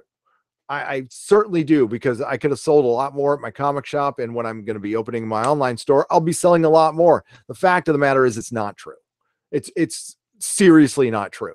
And there's a lot of visual evidence of that. But again, I've seen actual data on this, and it's really not true. Like, couldn't be further from the truth. Now with Star Wars, they sold a lot of Rays at first because nostalgia with Star Wars is strong, and one of the strongest ones out there.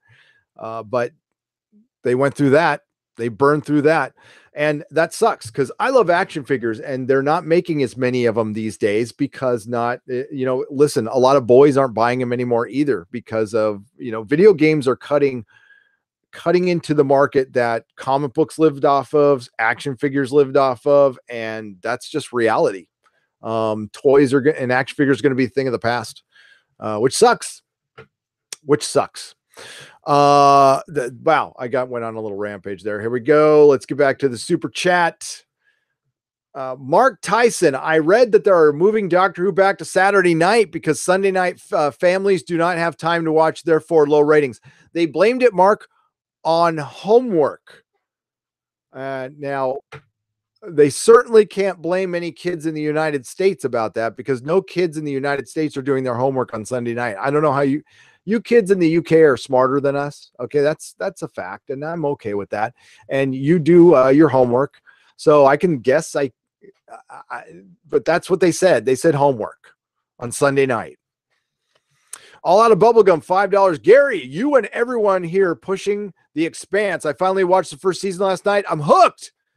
What an awesome show. Thank you. All Out of Bubblegum. Thank you, my friend. Thank you. That fills me with joy right there. Hooking another person on The Expanse is my goal in life. And they don't even like me.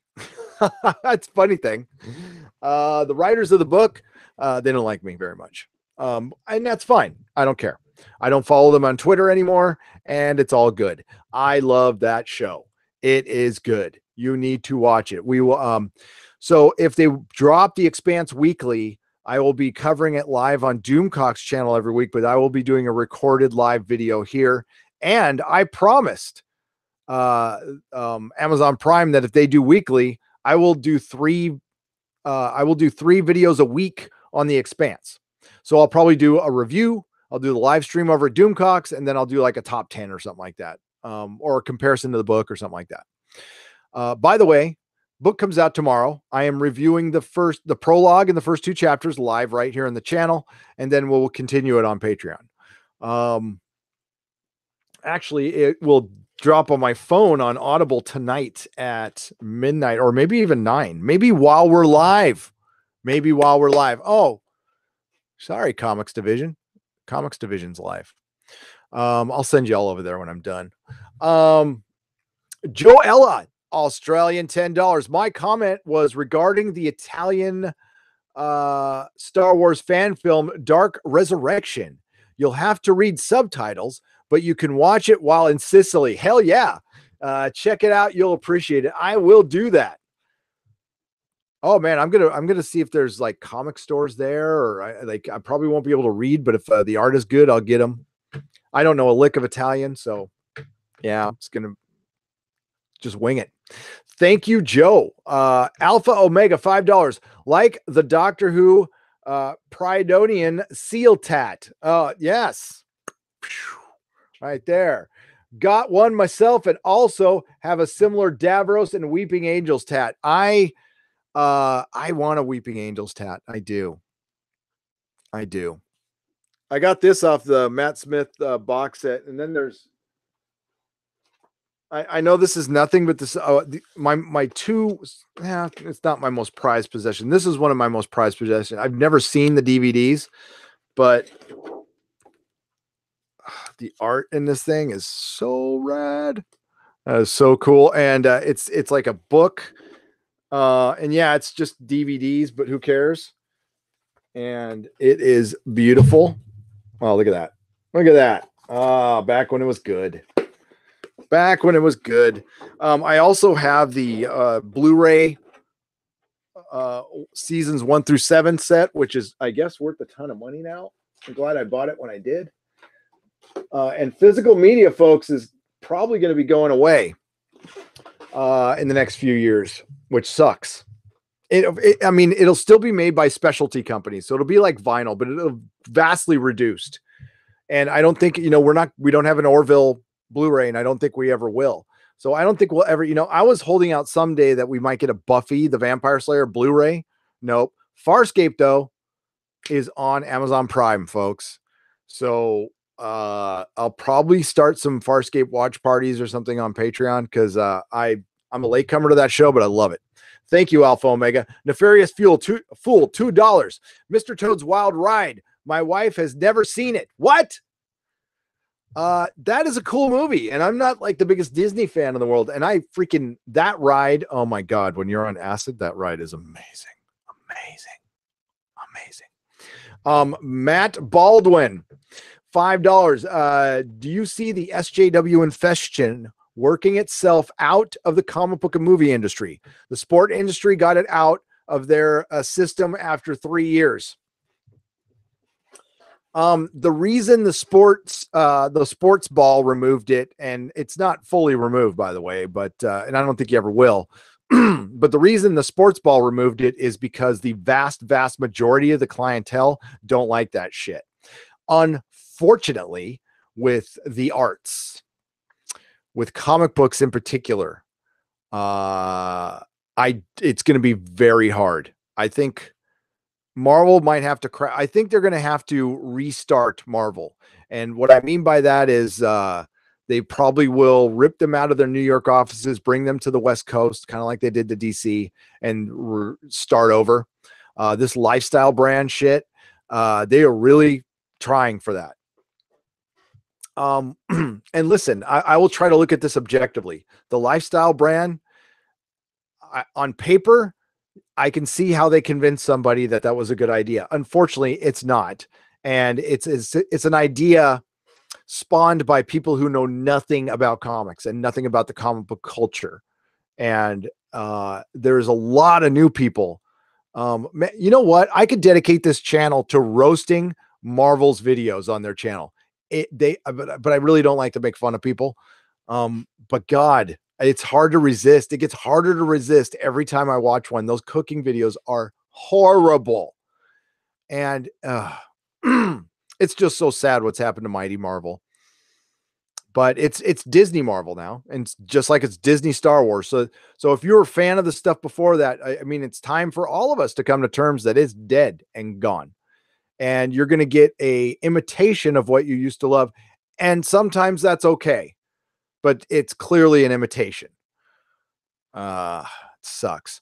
I think it works itself out of the movie industry, though, because the movie industry needs to appeal to everybody. And I think it's already doing that.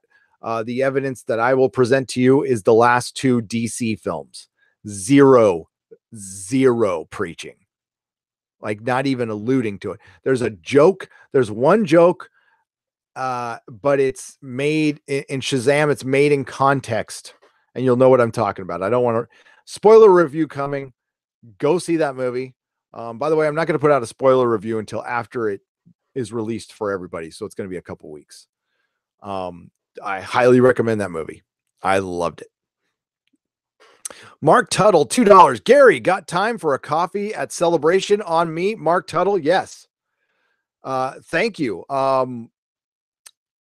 Email me. I will be arriving in Chicago Friday morning on the 12th. I don't have arrangements yet, but I'll make them. I want to try to get into one day of Celebration. My main goal is to hang out with you guys and the other YouTubers. That's why I want to go. I want to meet Jeremy. I want to meet Anna. I want to meet Ethan. I want to meet Jeff. I tried to talk Doomcock into going. Doomcock, it's not easy for him to go places. I can't get into why, but it's just not. But I'd love for Doomcock to go, and I'm going to try to figure out a way. Yes, Mark, let's do that. Let's have some coffee, man. That's the main thing I want to do. It's like, honestly, if I don't get into the actual Celebration, I'm fine. If I hang out with you guys, that's the whole go. I think this is going to be a lot of fun. I think it's going to be a lot of fun. Thomas Brown, $2. Have you watched the Amazon show The Tick? Have I watched The Tick? We have reviewed every episode. If you there's a playlist. There's a Tick playlist with my old co-host, and I will be reviewing it when it comes back. It'll probably be a situation where it'll be live on the channel, and then I'll unlist it, but you'll be able to find it. Marick Royals for Canadian $5. I was a young female introduced to Doctor Who at the end of Tennant's run. Female who would have not, a female who would not have, does not interest me. They are bad at their job. They are bad at their job. Simply bad at their job. The people running Doctor Who are bad at their job. The people running Star Trek are bad at their job. And it's certainly, just to recap the title, looks like one of the people bad at their jobs is being shown the door. Now, he's going to the next level. I don't really care. Double his pay and get him the F out of Star Trek. And I don't care if his name's on it, as long as he's creatively not involved. And they need to stop. Star Trek Discovery is just such a joke. It is such a joke. Okay.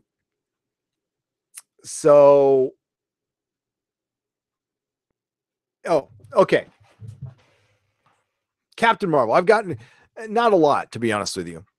I don't get a lot of crap, but the most crap I have ever gotten for anything is Captain Marvel. I get quite a bit of crap for Captain Marvel. So do a lot of other YouTubers. It just makes me want to do more, by the way. And I am not done equating that to the death of the comic book industry. I will be doing a comic shop video tomorrow, because tomorrow is Two Cats' last day of business. So I will be going there. I might shoot some video from there. I might not. I don't know if he'll let me. I know he probably doesn't want to get involved in this kerfuffle. I talked to Christian a little bit, and he said he looked happy. Said he's going camping, and good for him. But it's just sad to see it go. And the store's gutted now. It's all gone. I think somebody came in and bought most of the product. It makes me wonder about the shop that's close to his shop, which is my old shop. The Comics Experience Outpost, which used to be the Comic Outpost. I wonder how long that's going to stay there. I drive by it almost every day, and it's empty all the time. Just to, brag a little bit. My store wasn't empty that much, especially on Wednesday. It was never empty on Wednesday. There was a minute didn't go by when there wasn't 5 or 6 people in there.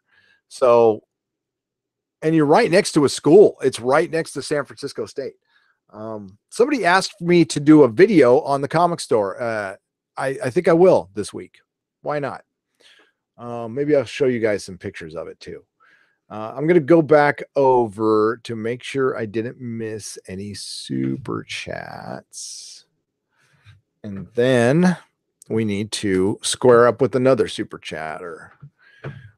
Give me just a second here, folks.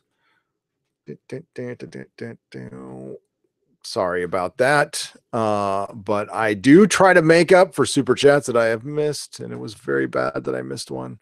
Okay, can we talk about Bill and Ted's Excellent Adventure 3 just for a second? How freaking excited I am. And I'm a Keanu Reeves fan. Yes, I like his acting. I do. There's something I like about it. I read a story about the guy. I used to not like him. And then I read the story about just the tragedy in his life and how he leads his life. He still rides the bus, and he does a lot of nice things for people. And he's like the super humble guy. And I just started liking him instantly after that. And then plus I heard his girlfriend died in a car accident, and it's all this rough crap. And remember the Keanu is gay thing forever. Keanu is gay, and, just took it in stride, never cared. And he said, yeah, maybe I am, maybe I'm not. Who cares? And I dig Keanu, man. So I'm happy to see that movie being made. It sucks that George Carlin is not here. But if they do it in the spirit of Cobra Kai, in that same spirit, it'll be great. It'll be great. Cobra Kai is coming. I love Cobra Kai. Love it. There's a lot of good. There's a lot of good out there, but that doesn't mean I'm going to go soft on Star Trek Discovery and Doctor Who. And listen, I don't want to take on the MCU. I know I've said it before, but I will restate this again. It is not my goal to be making SJW MCU videos, but I will if it goes down that road. I don't suspect it will go down that road for Avengers Endgame, but I certainly suspect it with Spider-Man Far From Home. Watch out. I think Spider-Man Far From Home is going to be your second MCU, even though Sony's involved, SJW movie, because I maintain that Spider-Man Homecoming had a lot of elements in it. MJ. I can't get past the MJ thing anyway. I'll just do videos on that. That pisses me off. I know some people liked Homecoming. I don't. I liked Michael Keaton, and I think Tom Holland's a decent Spider-Man. I thought he was great in Civil War, and I thought he was decent in Infinity War. There's one scene in Infinity War I did not like. But I like it. You know what? I'm kind of over it now. I've rewatched it a bunch of times, and I'm okay with the scene. There's just a couple of scenes in Homecoming that took me out of it, and it was Tom Holland crying, and Spider-Man doesn't cry. He did when when Uncle Ben died and stuff, but not from a dangerous situation. And he's not in fear. So the Spider-Man you're seeing in the MCU is the ultimate Spider-Man, but it's not Peter Parker. And I was asked in another live stream if we ever see the real Peter Parker. And the answer is probably no, which sucks, because the real Peter Parker is why we're watching all these movies, why the comic books have existed for over 50 years, is the character that they refuse to put on the screen. The adult Peter Parker. Why? Because he's too good. Well, I just watched freaking Shazam and Aquaman. And listen, I understand Aquaman can be debatably a good film to some. I liked it. I enjoyed it. I really enjoyed Shazam. These are both kind of wholesome, good movies. Now, Shazam definitely has a couple of moments, that you wouldn't expect in the wholesome family, which made it fun, gave it stakes. But I don't know. I don't even know how I got in that tirade, but I'm there. Because I was trying to get to the super chat. Oh God, I hate this new creator studio that they're putting on us. It's supposedly easier, but it makes it's like harder to find everything. Now I haven't really bothered to look, so probably if I bother to look, it'll be fine. We have to go down to community and super chats. Orville cannabis edibles, says Neon Visual. Sure. I mean, well, they had some in the show. You 420 people, live it up. That's all I got to say. I don't partake, but it certainly should be legal. But they need to figure out a way to the driving thing, because I can tell you that ever since they made it legal, the driving has gotten worse in San Francisco, and it was pretty bad to begin with, to be honest with you. To be dreadfully honest with you, this is a dangerous, dangerous place to drive. So, look, that stuff's up to date now. That's really good. The super chats are up to date. Sorry about that. Okay. I forgot to read the super chat. So it is from the last live stream. It came March 24th. It was Australian $10, and it was from the FedOc. And that's the Fed OC. A little something for our favorite third bearded horseman of the Geekopolis. Oh, I can't even say it. Geekopolis. There, that's easier. Very much enjoying your live streams, Gary. See, I just screwed it up again. Sorry I missed that. My apologies. And then I got to, get the PayPal. We'll do that later, though. Let's get to more chats, shall we? We got the Batman for £2. Galactica 80 was superior to Star Trek Discovery. Absolutely. Galactica 80 had silly motorcycles, but it also had the single best Battlestar Galactica episode ever made, with the enemy mine Starbuck on with the Cylon. That is my single favorite episode. So yes, it's far superior. Daryl Rayner. I already read that one, but thanks again for the $4.99. Okay. So see, I did miss one. I know I missed that one from Batman. So, okay. Now we're going. Victoria Gooner, Canadian, $5. Two of my favorite shows of all time, Doctor Who and Farscape. Farscape was amazing series and probably will never be replicated. No, and shouldn't be. Victoria, never. Listen, I just got into it a couple years ago. I'm way late on it. And the reason I didn't get into it before was puppets. And that was to my shame. These are Henson puppets. This is a good show. I would kill for a show like this. And it's my favorite concept of a sci-fi show. A bunch of rogues on a ship running from some form of law. And like Firefly, and I hear Blake 7. I don't know for sure. Guardians of the Galaxy is Farscape, period. And I didn't know that till I saw Farscape. I'm like, oh shit. And I know Farscape's, they weren't the ones that invented it either, but it seems like James Gunn was a huge Guardian or Farscape fan. Yeah, Victoria, I totally agree. I think it deserves a good 4K, if they can make it in the 4K, but the thing is, it is incredibly hard to remaster stuff. And, I don't think we'll get a lot of that until that process gets streamlined, which they're working on. Mrs. Nerdrotic just sent me an ad that was so sexy. It was like porn for me. A 219-inch television that Samsung's going to be making. Unfortunately, I don't watch my TV in my living room anymore. I watch on my computer, but goddamn, it was beautiful. It was. That Junkman, $2. Can't get in Celebration. Have Media Pass if you need it. Really? Why can't you go? That Junkman? Yeah, hell yeah. Contact me, Gary@nerdrotic.com. Dude, I'll give you some scratch for it. We'll talk. I'll make it. Yeah, we'll be fair. How's that sound? I don't want to just take it. Definitely hit me up. Yeah, that's cool. Thank you, that Junkman. Manic Boy Productions, Canadian, $2. Thanks for your content, brother. Manic Boy Productions, thank you for being here. It's our content. This is our content. Nicholas Glenn, $4.99, was about to become a Patreon member, but all the goodie packages are sold out. Are you going to offer any others? In the meantime, I will do with the $1. Yes. I'm going to get to that prior to when I leave.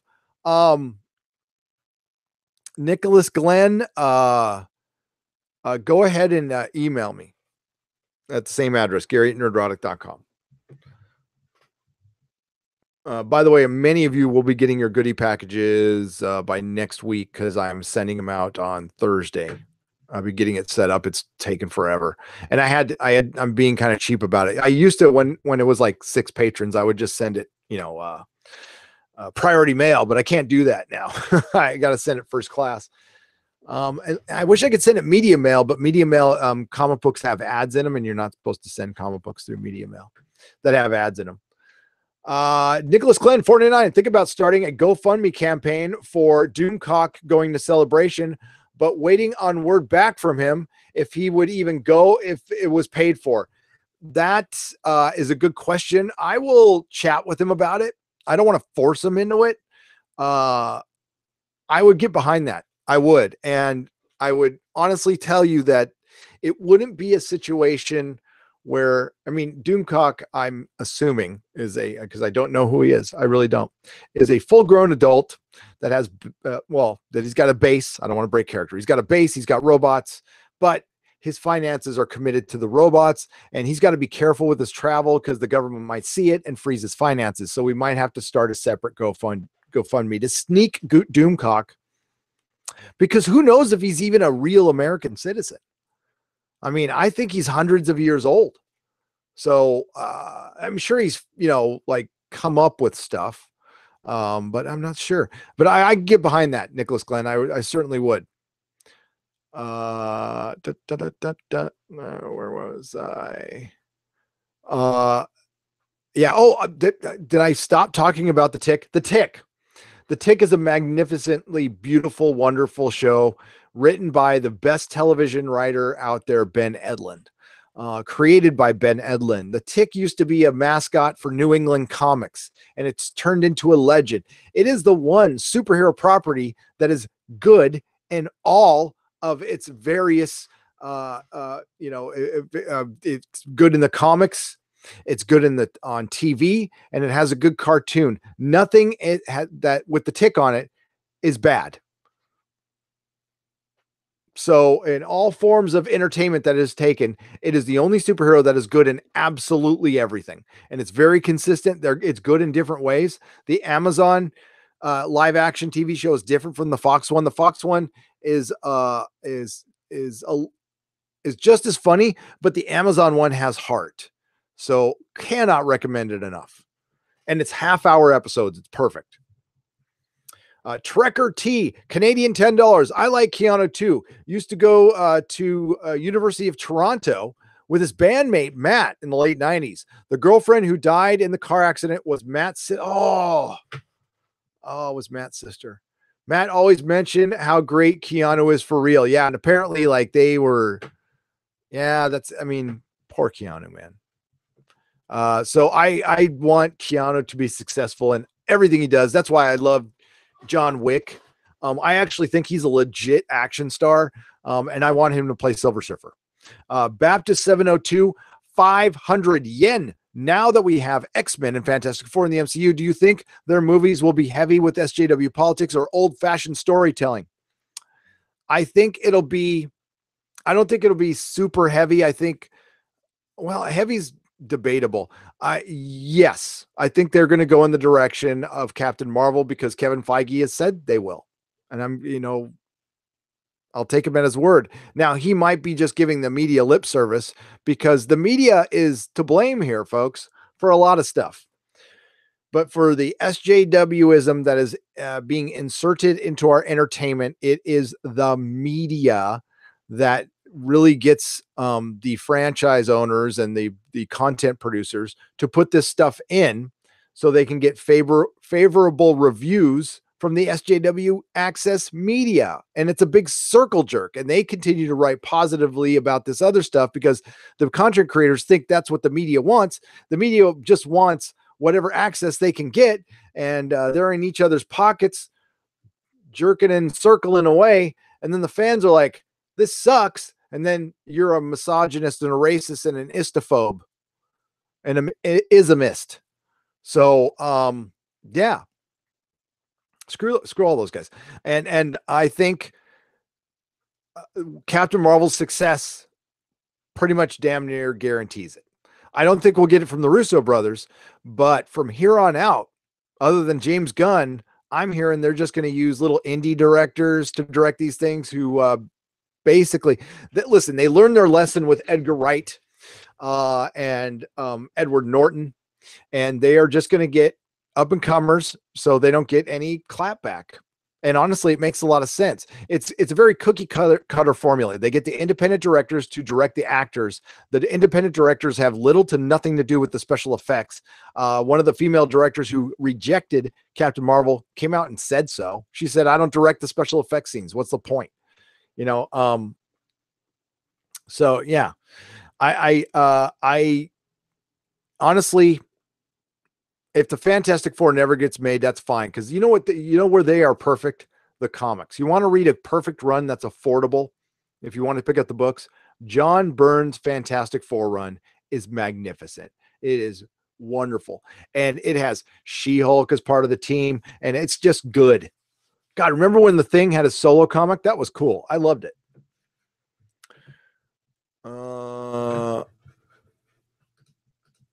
Every time I do these live streams, I think about stuff I want to read, and I'll pull out a pile and I'll read like a third of it, and then it sits on my desk forever.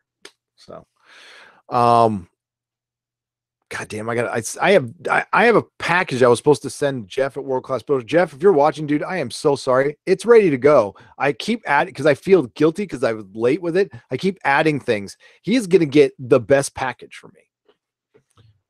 Oh, it sounded bad, but he's gonna get the best package for me. Yeah, Nicholas Glenn, let's get Doomcock to Celebration. Wouldn't that be fun? Oh, Odin's movie blog. What the hell? What's up, my bearded brother? Golden's alive. Love you, man. Seriously, the podcast rocks. I love it. Love you too, man. Subscribe to Odin's movie blog. Hey, Odin, since you're here, don't you want to come on my live stream this Friday night? 6 or 7 p.m. Pacific time? DM me. Call me. So, yeah, you didn't need to do that, Odin. Thank you very much. Now I'm going to have to get you back. Gordon's alive. Anthony Pride for $2, but no question. Trekker T. Thank you, Anthony Pride. Hit at Nerdrotic and ask a question in the chat. Robot Rob Shlomo is here from Midnight's Edge, the voice, the dulcet pipes and voice of Midnight's Edge. Man, we have a couple of great YouTubers here. Look at that. Robot Rob. Hey, Rob, meet Odin. Odin, meet Rob. Or have you met already? Two great guys. Check out Rob has his own channel, Robot Rob Shlomo, but he's also, if you'll recognize his voice, he's on a Midnight's Edge and a Midnight's Edge After Dark. Hey, Google Midnight's Edge. I was Googling your logo to put in my last video. So you Google Midnight's Edge PNG, and there's like the third picture is a big Midnight's Edge with a slash through it. Some people just don't like you guys. That means you're doing stuff right. I'm 5 subscribers away from 58,000. Hey, cool. Thanks, everybody. My God, 58,000. That is crazy. Yes, thank you, the DJD show. Yeah, there's your links right there for Odin and for Rob. And please put one in there for Rob, too, if you haven't done that already. And please subscribe. Great channels, great guys. It's Narrator Supreme. Oh, is that what Rob is? Is he the Narrator Supreme? I'm sorry. I mislabeled you, Rob. And there's Midnight's Edge After Dark. Some great live streams going on over there. What's up, Tom? I don't know if you're out there, but I'm going to say what's up. You guys are awesome. Love you guys. All right. Back to the chat. Action figure expert. Hey, Mr. Gary, remember in the 80s, there was a female thing in the Fantastic Four. What was her name? That was oh, wait a minute. Was that, hang on. I'm gonna get a picture of her because I'm blanking on it now. I thought that was during that run too. Hang on. Yeah, thing on. And they had another one in the FF where she had a suit on. Remember when the Thing had his that was it. There it is. Sharon Ventura. That's why I didn't remember it. And it appeared as She-Thing and superhuman strength, durability, and endurance, rock-like skin. And Miss Marvel as Miss Marvel. That's right. She was in the Thing number 27, which came out in 1985. There was a brief period in 85, from 85 to 87, where I only read DC comics. And it was, I don't know, I was really into girls at that time. Like girls like took over my life. I know they distracted me from comics, but yeah, she was Miss Marvel too. That's right. God, yeah, there's so many damn Miss Marvels and Captain Marvels. It's hard to keep track of them all. You know, that FF book that came out with Marvel Now, I actually like that. All Red did that one and had Medusa in it. I thought that was actually a pretty good book. But I tend to do more stuff on Midnight's Edge and Midnight's Edge After Dark too. So you might want to sub there. Hey, do what the man says. Do you think they'll use the Death of Tony Stark comic book arc to recast characters in the MCU? God, I hope not, Ben Parker. I really hope not. But I think, do I think we're going to get Riri and Kamala Khan? Yes. I 100%. Did I get 150 or 58,000? Hang on. Wait. Hold on. Hold on. Hold on. Hold on. Oh my God. Come on. Get there, old man. Jesus Christ. Jesus Christie. Jesus Marimba. Oh my God. I gotta up my game, man. Oh, hey. All right. 58,003. Thank you so much, everybody. Hodor. Hodor. Yes. We did it. Right on. I am stoked. Right on. That is crazy. 1 year ago, it was what? It was a year ago. It was I was covering the end of Star Trek Discovery. I think I was at 2,000 subs. It was prior to the Expanse starting, because the Expanse got us to 5,000 when it got canceled. That was my first video that went gang. That was my first video to hit 60,000. Ben Parker says, Ivan fixed Endgame trailer. Man, I really want to see Netflix Defenders and Avengers crossover now. I can't wait to see that. I haven't seen it. You know what? Can we, you know what? Let's watch a little bit of it. They won't copyright strike me. I know those guys. I mean, there'll be no audio, but what the hell? Is it on, it's on Ivan Ortega's, right? So give me just a second. Boop, boop. Oh, I'm fired up, man. I am fired up. I love Ivan, by the way. He's so cool.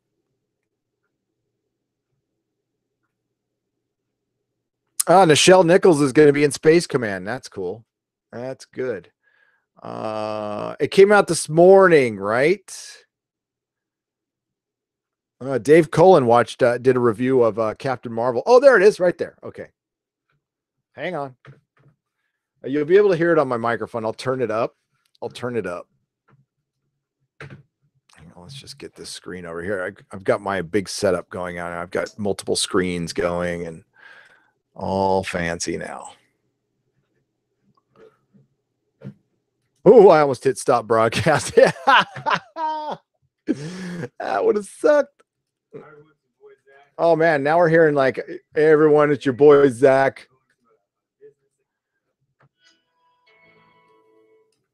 What's up, geeks and gamers? It's Jeremy coming to you with another video, and today we are going to react to Ivan Ortega's in-game trailer Fixed. It's 41 seconds. I don't know exactly where Ivan's going with this, but I have a good idea, because there's only one problem, one universal problem that so many of us had with this trailer, because this trailer was perfect outside of that one issue. So let's see where Ivan's going with this, and let's have some fun. God, seems like 1,000 years ago. I fought my way out of that cave.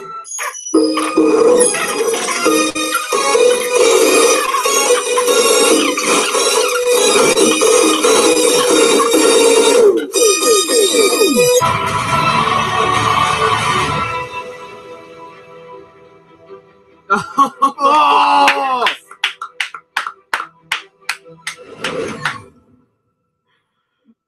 Yes! I like this one. Yes! Yes! Yes! Perfect.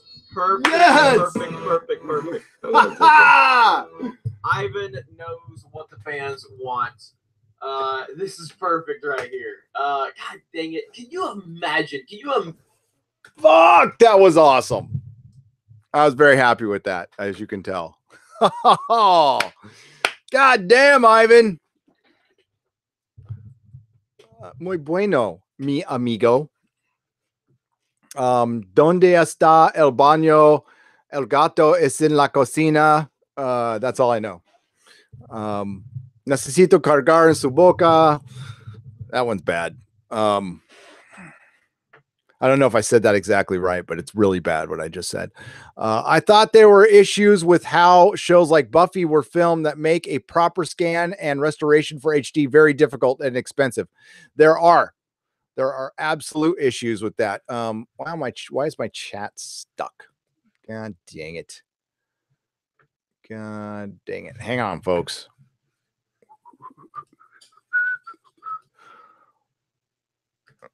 Be right there. Be right there. Hang on. I got to open up another window. We got to close that one.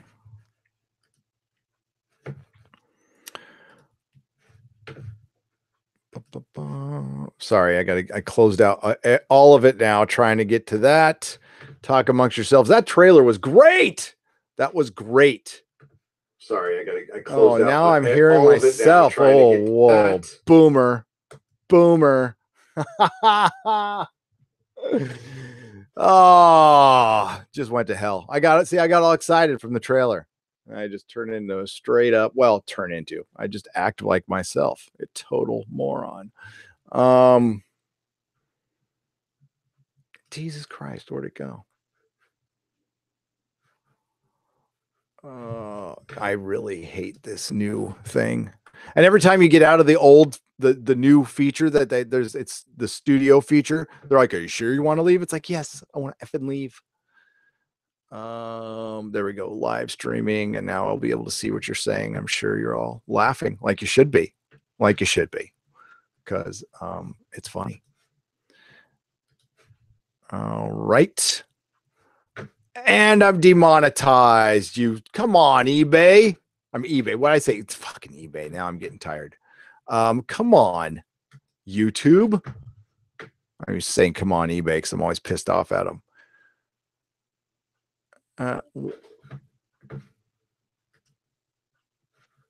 That's lame. Why'd they demonetize me? Oh well.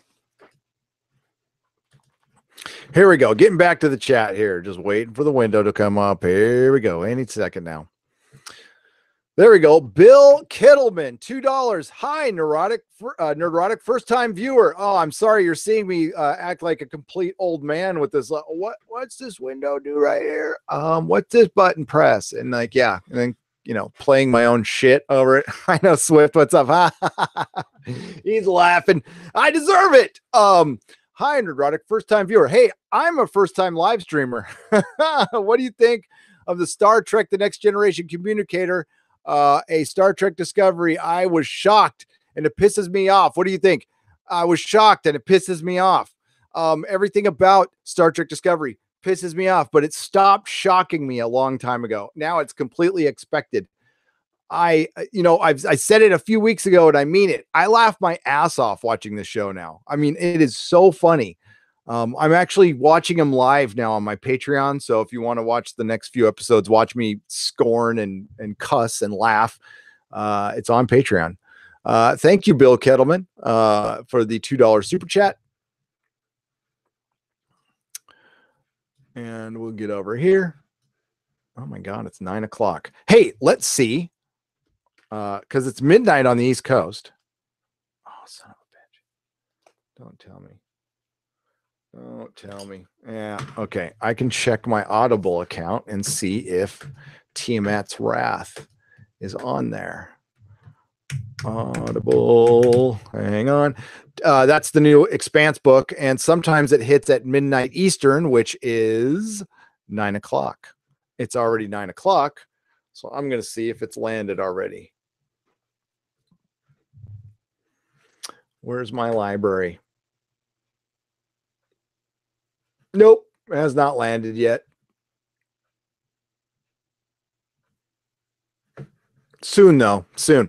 Okay, back to what a hack job they did on Buffy HD. Yeah, I don't think it was really Buffy HD, but I can also tell you that Serenity, the Serenity Blu-ray, is at best 720p. And you know what? Honestly, most of your Blu-rays are 720p. So I know Robert Meyer Burnett, who's a friend of Rob Shlomo's and everything. He does the actual remastering and stuff on Blu-rays. I used to do the compression. I also used to do the pre-mastering. So I would do the compression, and then I would be the last line of defense, and I would be the person who checks everything off. Not quality checking, it's pre-mastering. It's totally different. And I would actually burn the master. And I tell you right now, none of those masters were full 1080p. Not one of them. And I also tell you right now that DVDs were way harder to make than Blu-rays because you had to put a lot more information on something that's a lot smaller. And my checklist was unbelievable. And if you didn't hit everything on this checklist perfect, you had to start over again. And that's 3 hours. It was 3 hours if you're fast. I also shut down the main server for Technicolor for 3 hours around the world. That was me. There was an old computer at the time. It was 2011. It was one of those computers that was beige. So it was freaking old. It was like, I'm going to say from the late 90s. And it was just there as basically to run the server through. but it was holding up. It got locked up, and it started locking up my computer because they were all connected. I was in the middle of burning. I believe it was True Blood season 1. I was in the process of doing True Blood, and it got stuck. So I worked the night shift. I worked 6 p.m. to 6 a.m. and it was me, an Iranian woman, and another guy who was the night manager. And I got him, and I'm like, what do you think we should do here? He's like, I don't know. I'm like, think I should just restart the computer? He's all, sure. I'm all, okay. So I restarted the computer. Phone started ringing like crazy. I'm like, oh shit. And yeah, I shut down the server. But nowhere on this computer, not once did any of my coworkers, when they were training me, tell me never touch this computer, don't shut down this computer, nor was there a little label saying don't ever shut down this computer. It probably would have been helpful. Doesn't excuse, I mean, I still did it. I can laugh about it now. At the time, I didn't think it was really funny. They like to demonstrate if a show, another YouTube channel video while live streaming has it's happened to a few people. Okay. Honestly, commercial money on the live streams, it does okay. And I will run it. I'll fight it, and they'll probably say it's okay. Do you really think most TVs really show the difference between Blu-ray and 4Ks? Most do not. They have to be, for one, they have to be a certain size for you to even appreciate the 4K. My monitor's 4K. The monitor I'm looking at you on is 4K monitor, but I play Blu-rays on it all the time, and it's fine. The difference is better. It's a lot better, but the problem is a lot of the 4K videos you get are crap.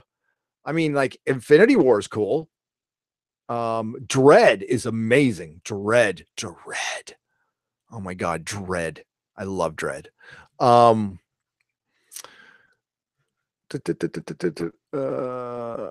2011 was what was it? Vista? What was the operating system? I don't know. I don't even remember. No, I think they were running like freaking XP or something on that, like something really old.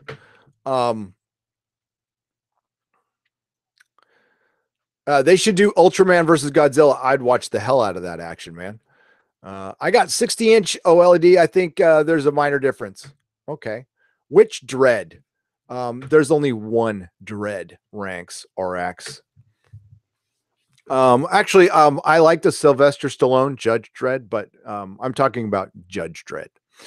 4K is not worth it yet. It really isn't. I was able to get a TV like on the super cheap, or I wouldn't have got one. I got through Tesla, they had a buyer's program, and I got one for like $400. And it's a nice one. You got a huge discount on it, and I barely watch it. Honestly, I use my universal Blu-ray player more than anything because you guys in other countries get way better DVD and way better DVDs than us. And you also get stuff that nobody else can get. So I was able to get the complete Battlestar Galactica on Blu-ray for like $30. And it's legit. It's not like a bootleg. So underrated, Dread. It is so underrated. And I think you can get the Blu-ray on the cheap. Windows 7 will be 2011. Yeah, but they had not updated that computer for years. It was just sitting there. Basically, it just needed to stay on. And once in a while, you had to do something on it, which I never did. That's why I was like, God, screw this computer. Why is it even here? Nobody told me.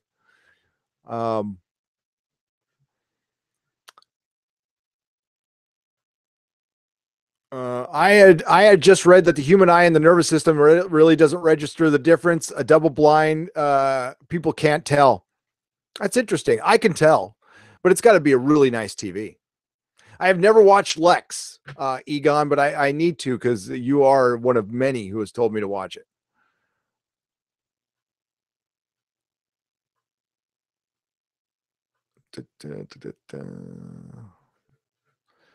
All right. I used to work at LG when F4K went public. Yeah, and Samsung just announced they're not going to make 4K Blu-ray players anymore. Or not just announced, they announced it last year. They're going to stop. They're out of the business. You know, I got my first PC related thing ever, not ever, in a long time. For you guys, this is the way too much money I spent over the weekend.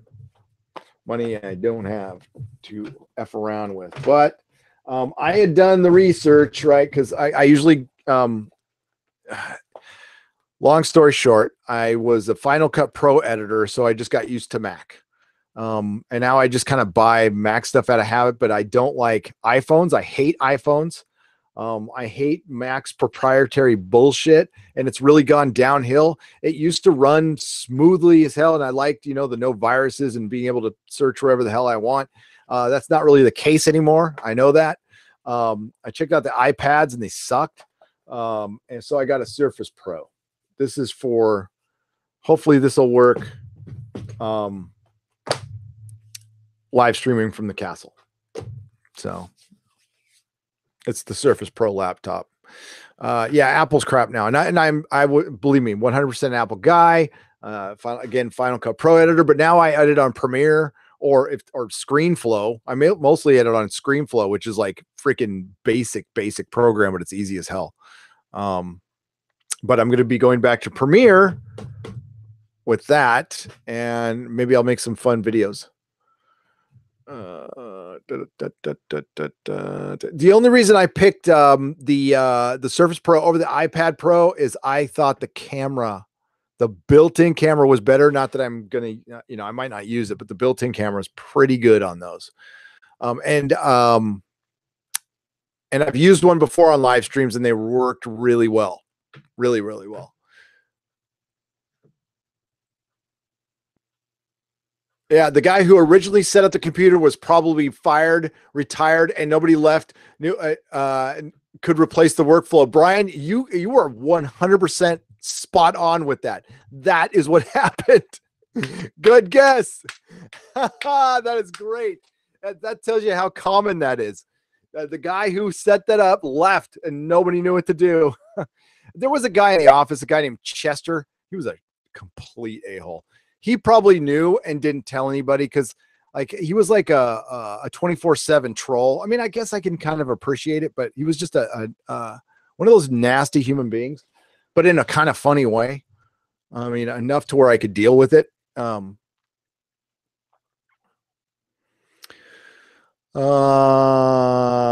been a fan for Alienware, except for the recent gaming laptops they have designed to be upgradable.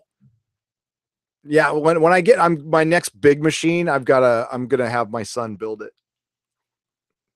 My son will build it. My big boy. Divorce porn. I don't know what that is, but that's funny. That whole statement right there is divorce porn. Okay. Let's get back. Okay, I don't need my Audible account anymore. I don't need to see me anymore. Nicholas Glenn, Robert Meyer Burnett is the best thing about the John Campea show. Love his dismantling videos of STD as well. Haven't you done some live streams with him? I have not done any live streams with him. Midnight's Edge has done live streams with him. I doubt he would do live streams with me because I've said some very nasty things about his co-host, which I usually don't do, but I said them in, well, I mean, they weren't necessarily at him. It was more calling him out for berating toxic fandom. And then he put out a tweet calling Star Wars fans cousin humpers. So I just said, yeah, you're the same as us. You're not better than us. And I seriously don't like his co-host, but I love Robert Meyer Burnett and I watch his live streams. I think they're very good. I want to see Silver Surfer kick Captain Marvel's arse. Troy Tempest, I would pay damn good money for that. I would pay a lot of money for that. And by the way, Silver Surfer could kick Captain Marvel's ass. I know there's been all this revisionist freaking history and retconning, making her the Superman of Marvel. But I will break out my official handbook of the Marvel Universe in a future video showing you that she's not the most powerful and never has been the most powerful.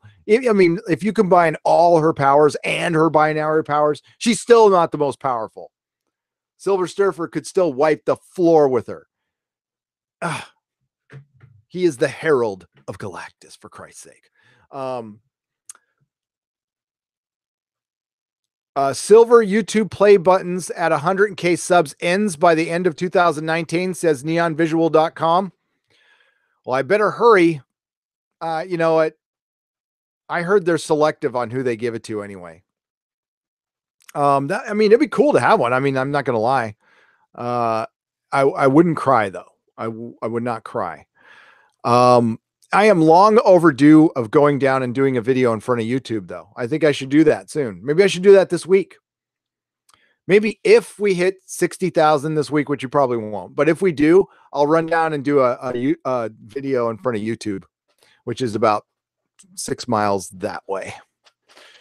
How close? Where are you at, Neon Visual? You have a lot of subs. Neon Visual has a lot of subs. Let's go see. I'm going to see your channel real quick. Go check out Neon Visual. Yeah, 25,000 subs. That's a lot of subs. And Neon Visual doing good. Thank you, Neon Visual. Bill Kettleman, thank you again for your $2. That's 2 super chats. Thank you. And thank you and welcome. Welcome. We have a couple of first-time viewers here. That is great. Dick Ryder. Dick Ryder is here, everybody. Where's your friend Mike Hunt? No Mike Hunt?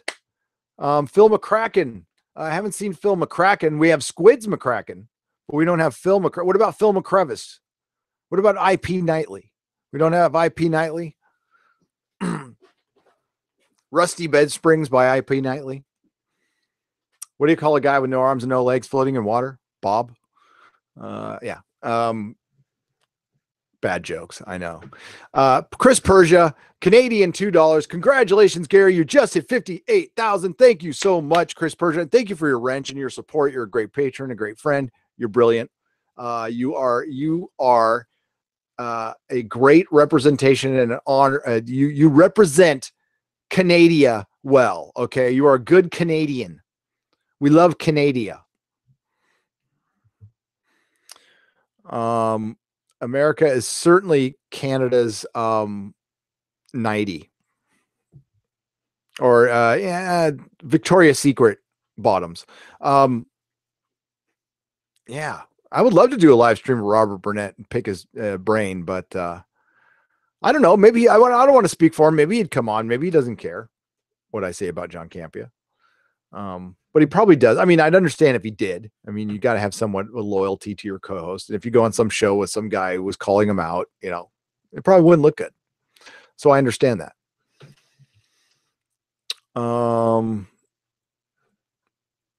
Listen, you know I've made my impression a couple places, not much. I mean, like, so the Fandom Menace, yeah, that's in the title. I need to talk about that. Let's talk about that real quick. The Fandom Menace. The Fandom Menace, and I'm going to use this as a name for a lot of things because there's no real name for the movement with Doctor Who. There's no real name for the movement within Star Trek. So I think it's good to just call it all the Fandom Menace, but we shouldn't have fixed a title on it. We shouldn't have fixed a hashtag to it. We all should remain a loose base of individuals because of what happened to Comicsgate. Comicsgate, there can be a lot of lessons learned from Comicsgate. It's very unfortunate what happened. It is still a movement that's still going, and there's like tons of good people involved in it. Your boy Zach is a person who I respect a lot, love his videos, and watch him all the time. To this day, I watch all of his videos. EVS, these are channels I love and respect, but I don't. What Comicsgate, it's undeniable, it got stained a little bit, and it's because the media ran with a narrative and kind of won with that narrative. Now, to Comicsgate's credit, they have not backed down once. Most haven't backed down from this, and good for them. good for them. But it sucks because they're able to, I think it's just my perception, they're able to poo-poo that, and it's been labeled a hate group, which is not. But it's easier to label something a hate group when you have a decided upon hashtag involved. I think the Fandom Menace being kind of like a blanket for everything is fine. I'm sure some people call it a hate group, but Comicsgate, the Fandom Menace, the Fanicillin for STD, whatever is going on in Doctor Who, the Ghostbusters thing, these are not political movements. These are reactions to political movements. And I'm talking about movements, the kind you have in the bathroom, because that's how much thought is put into the politics that have been injected into our mass market entertainment for reasons, to be propaganda, to be exactly what it is. They decided to ramp this stuff up because they didn't like the results of a certain election. They couldn't get over it. And that's what hyper politicized Hollywood. That's what the whole resist movement was we're going to put our own personal politics in every goddamn thing we do, and every, part of media. Why? Because we control all these things. So it's very easy for us to do it. And then we're going to spend the first year or two absolutely denying it exists. We're not being political. We're completely biased. There were still people in the media. There's still people in the media this day who think they're unbiased. So the media died in 2016, and thankful, and I don't watch MSNBC, CNN, Fox, none of it. And I'm a much happier person for it. God, the first time I even looked at something was a Rageaholic video put somebody crying in it, which was pretty funny. And I don't talk about my politics here. Maybe I can't say never. I'll never say never. I just try to keep it out of here and keep it on entertainment. But my politics, I guess, are kind of bland because they're in the middle.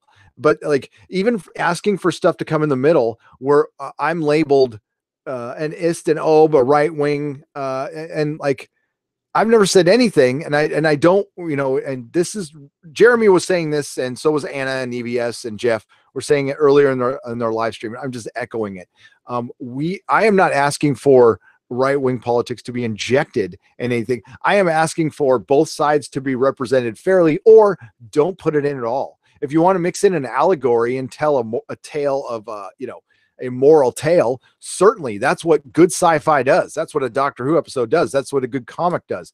And then Kevin Feige trying to use Stan's soapbox to say we're trying to move things in the right way and try to kind of say it's progressive when it really is. It's not a progressive ideal to not want to be good to each other. That's not a progressive ideal, but they try to label it. They try to label like it is right wing to be against diversity. That is the company line out there. That's fucking insane. But there's people who believe that.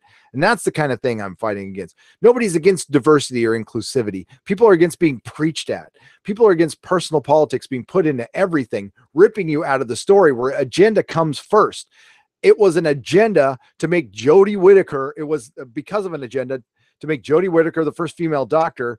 And we're going to put zero thought into it after that. And we're going to lazily throw in some political slogans to play to the base, shall we say, and virtue signal, and write an entire episode to virtue signal. Rosa was nothing but a 1 hour virtue signal and is one of the worst episodes of Doctor Who ever. And I may do a video breaking that down. So they're trying to paint the Fandom Menace as a political movement, and it's not. And it's the only argument they have, because they really have no other argument against, hey, we just want our entertainment back. Well, it's been hijacked right now, and it's been filled with this crap. And if it was just one thing by itself, nobody would be saying anything. It is not one thing. It is Star Trek. It is Doctor Who. It is Ghostbusters. It is freaking Star Wars, Marvel Comics. DC Comics has gone through it to a certain extent. But largely they have kind of stayed away from it, or they tried to put it into the corner with Vertigo, which was actually a pretty smart move, to be honest with you. But all this stuff is filled with bad actors, and sure, there's bad actors on our side. Absolutely. But the biggest difference, ours isn't really a side. Like I said before, it's a reaction. It's a reaction to this, and a lot more people are jumping on board every day because of how extreme SJWism has become. It is not left. SJWism is not progressive. It's fundamentalism. It's extreme. It's dogmatic. It's a religion, and it's a bad one at that. It's a cult, and it's destroying our entertainment. And it's not going to stop there. Christ, like I said in the live stream last night, I see this stuff creeping into Alcoholics Anonymous. Yes, I'm not kidding. I wish I were. It's getting into commercials with Gillette. I think Converse just did something on it too. It's like, it's gotta fucking stop. Yeah, don't let, so a kid made a video, and he basically, I didn't watch the whole video, and it's on the live stream, but he called Geeks and Gamers and the whole Fandom Menace a right-wing movement. And it's not. It's a movement where everybody comes. Sure, there's right-wing people in there. You know what? Part of the movement or whatever it is we don't hate people for their political views. And we don't make this assumption that if somebody leans right, that they're obviously a Nazi. I mean, it's like, but to have just to be open, like Neil Adams got a bunch of shit for saying, hey, I heard some right-wing people have been discriminated against. And then of course he came back and said, I see no evidence. Really? You've seen no evidence of that. I give you John Malin. He put out some salty tweets, but some of his former coworkers have put out much worse, and they're still there. So I might do an entire video on this, like laying out just some evidence of this and why there is they're being discriminatory to which goes against every principle in my being. So and most of you here, because most of the country, most of the world is centrist. None of us are really that extreme. We usually kind of look at things by the issue. It's just the extremists have a lot of time in their hands. And thankfully, some of us who have time on our hands, luckily, can fight some of this back. And thankfully, you guys are here with us, because that's the most important part. When they try to silence us, I mean us. I do mean Ethan and Jeff, but I also mean you guys out there. And that we can't have that. I mean, if they listen, we are kind of like a Hydra. Okay, so if they cut me down or something like that, thank God there's still Jeremy, there's still Jeff, there's still EBS.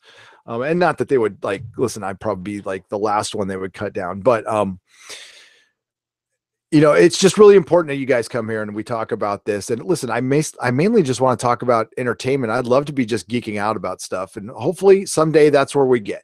And that's what this channel will turn into. If I feel like there's a point where it ended and things aren't just being filled with SJWism, that's fine. I've seen some people leave the movement on Comicsgate, and that's their prerogative. Absolutely. Listen, you get some heat from this shit. You get some heat, and some people are not comfortable with it. And you know what? No shade on them at all. I don't blame them. Yeah, luckily, I don't know. My dad, my dad's words of kindness when I was young taught me to deal with that shit. Like, don't be stupid, you moron. Kind of like Howard Stern's dad. Don't be stupid, you moron. That was my dad. That was a pep talk from my dad, but I love my dad. So let's get to the chat. Thank you for listening to that. And thank you all for being here. Really. Destiny Captain, thank you for the 99 cents. Good to see you on the bridge, my friend. Manic Boy Productions, Canadian $2. Oh man, it's very hard to be centrist these days. It's impossible. Yeah, us fundamentalist centrist. But the thing is, you know what? Like my mom well, I'm pretty sure both my moms are Trump supporters. My oldest son is a Trump supporter. My sister is a Trump supporter. Am I supposed to hate them now? According to some, yeah, I don't. I don't hate Trump supporters. And just to simply, what happened to the days? Because I certainly try to do this. Whoever's in office, whoever wins, I want them to do good. I want the country to do well. This whole let's destroy our country because my team didn't win. Well, doesn't that say a lot? about where we're at these days. And that's as far as I'll go on that. But yeah, it's stupid. We do live in California. After seeing how bad it gets, dude, California is a fucking hot mess. And you think somebody would figure out one day that one party has run the state for almost 5 decades. So how could it possibly be the other party's fault when they have so little? They have no power here. None. So, but yeah, that's how we get a high-speed. Oh, I'm going to go on a high-speed rail train that costs billions of dollars. That's a regular old train that goes to Modesto instead of LA to San Francisco. 1903 TX. You're my kind of people, my friend. Daniel Nolan, your family is awesome. Thanks, man. I love my family. They're freaking great. They're crazy though, aren't they? Little. Daniel Nolan lives down the street from me. It's my neighbor practically. And I wouldn't have bought my store if it wasn't for you, buddy. Hope your dad's doing good. By the way, have you heard from Russ? He owes me a freaking box of Golden Age comics. It's okay. I started getting political, so we'll stop now. It's my fault. I'm sorry, folks. Thanks for sticking with. Speaking of what I just saw, I think I just got a email conference. I can't see it now. Silicon Valley Comic-Con. I'll be going there. I will be at San Diego Comic-Con. I'm going to start appearing at cons. I'm going to start retailing, but then I'm also going to do a little podcasting from the floor. So it's kind of like going on tour for the summer. I think that'll be fun because, I mean, I don't know what the news is going to be like this summer. And once Avengers Endgame is over, I don't know what the next, I don't know if there'll be a next SJW thing or if we're just talking about TV shows, which is fine. And so I'm going to spend the summer kind of, working on the comic shop and the online comic shop and still doing live streams and all that stuff. Do you know the name of the meetup spot in Chicago? I do not, Nicholas Glenn. Keep an eye on Twitter or go check out World Class Bullshitters because they're the ones arranging it. So, yeah, I'm going to do a meetup in the Bay Area because I know we got some Bay Area peeps. So, and I'm going to kind of make it a Nerdrotic / Comic Outpost reunion thing. I'm working on that for next month. I'm going to be down in San Diego and LA in a couple months. So, and if any of you are down there, we can go meet. And even if it's one of you, of course, you want to go get some coffee. Let's do it. We can live stream it. Con artist. Yes. There's a lot of con artists who are con artists at cons. There are. Oh yeah. Lots of those. I will be at Celebration, Mark. We will have coffee, my friend, even if it's just you and me. Okay. I am a Scarecrow 2311. I'm in the heart of it, 5 to 6 blocks away from from the San Jose 49ers. Yeah. Will you be using the Nerdrotic van? Yeah, I'm going to bring the Nerdrotic. That's what it's called. It's a very bad name, but no, I'll be coming in my FJ Cruiser. I drive everywhere in that big old beast, and it's called the Beast. That's actually its name. Hank McCoy, the Beast. Douglas Adams was a lazy slob all his life. Trying to get fit in his 40s is what did him under. Oh my God. Artificial. That's harsh. He was an artist. He didn't like the work. He had one of the best quotes about deadlines. I love deadlines. I love it when they fly right by me. A lot of San Diegans still don't know what Comic-Con is and why the streets are blocked off every year. High Desert 04, I know.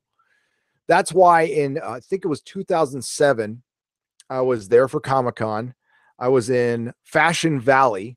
I think I was at the Cheesecake Factory in Fashion Valley meeting up with the peeps to get ready to go to the con. And a guy goes, "Hey, it's Comic-Con week." And I looked up at him. I went, "What did you just say?" He's all, "It's Comic-Con week." I'm like, there's a Comic-Con going on? He's like, "Oh yeah." That's when I knew there was a difference. Because for years, only comic fans knew about the Comic-Con. It didn't register. 91X used to run ads giving away free tickets, but like nobody nobody cared. It wasn't until about 8 years ago when people started actually caring. It wasn't until about 6 years ago they started closing down the streets, and now it is Nerdy Gras. It is straight up. I mean, it's not as closed down as New Orleans, but it's getting there. It's getting there. Each year, a few more blocks get shut down, and it's almost worth coming down there just to go to the outside stuff. But get a hotel freaking early. And words of advice: just get a motel or a hotel like 30 miles away. Go up, stay in there's a town called Encinitas that's right on the beach. It's beautiful. You can get a hotel room there for $100 a night. You'll be right next to the beach. And then you get on the coaster. It's about a 40-minute ride down there. It's a beautiful, it's right on the beach. You could take the coaster down, stare at the ocean for 40 minutes, listen to some music, and then you're in downtown San Diego and you don't have to worry about parking or pay $1,000 a night for a hotel room. And you're in a better town. Encinitas is one of the most beautiful towns ever made. Yeah, I grew up there, but I like it. Fashion Valley, yes. Fashion Valley is it's a mall near Mission Valley, which is near Hotel Circle, which is near the old Charger Stadium. Oh, that one, that hurts, man. Still hurts talking about it. It still hurts talking about it. The Chargers leaving. What a heartbreaking, I tell you. All right, folks. I'm going to run the Patreon video. I think we're going to call it a night. It is 9:45 and it is late for you. Many of you stayed with me. Sorry this was such a late nooner. We will be back on schedule Wednesday for the next one. I'm going to try to pump out a bunch of videos tomorrow on a bunch of different stuff just to experiment and have some fun. And hopefully you like them. Hopefully the algorithm likes them as well. And you guys have been great. 58,000, the subscribers, it's been crazy. So thank you. And I got to, of course, thank the Fandom Menace, everybody in the Fandom Menace, the channels involved, Anna, Jeremy, Jeff, and the boy, and everybody at World Class Bullshitters. Thank you for having me on the other night, guys. Josiah, Odin, Robot Rob Shlomo, Tom, Midnight's Edge, Doomcock, John Talks, SC Reviews, my boy Comics Division, who's joining me Friday night. I mean, all good people. If I missed anybody, I'm sorry. Just really, Mindless Entertainment. I actually, I'm kind of a fanboy of her, like big time. Jesse. Even when I completely disagree with her, she makes me laugh. And she did a video in a unicorn onesie, and I have a great amount of respect for that. So yeah, big fan of the Mindless Entertainment. What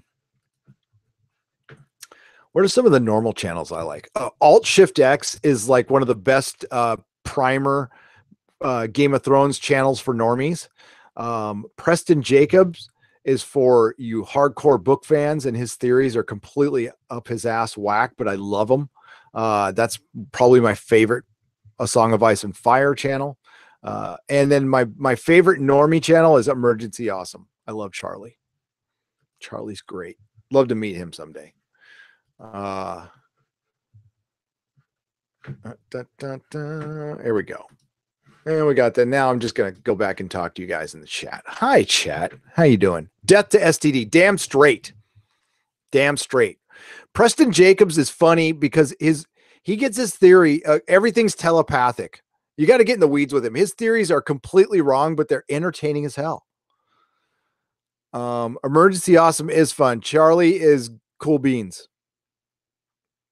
Are they not doing a Man of Steel 2, but they're making Crypto and the Super Pets? Probably. The reason they don't want to make another Superman movie because it's a white straight male, and the hero's journey is too masculine. Oh, thank you. Yes, Clownfish TV. I knew I was forgetting somebody. Clownfish TV is great. I need to get them on the live stream sometime. Please subscribe. Yeah, it's Kavinsky. All of his theories are based on telepathy. Okay, and basically the three-eyed raven controlling everything. I just don't think he understands that there's a lot of accidents. The thing about Game of Thrones is, if you want to like break it down to what A Song of Ice and Fire is, it is the best laid plans of mice and men turn to shit.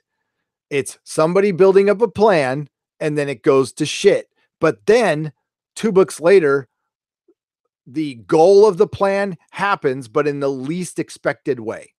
That is A Song of Ice and Fire. That's how you subvert expectations. You actually do pay shit off. You just do it in a way that people don't expect it. What Rian Johnson thinks subverted expectations are not paying something off. He's like, look at me, I'm so clever. Oh my God. He is such an LA douchebag. Oh my God. Sorry. I mean, that was mean, but he is. He's the kind of guy who hangs out at Silver Lake and thrifts and has soy freaking lattes. And yeah, that he's such an LA guy. He wears those bedazzled jeans, you know, that kind of guy. I've worked with a lot of them. And yeah, he that's how he thinks you subvert expectations, by just not paying something off. And that is, the thing is, he fooled Kathleen Kennedy and everybody at Disney, probably because, just like J.J. Abrams, he's really good at bullshit.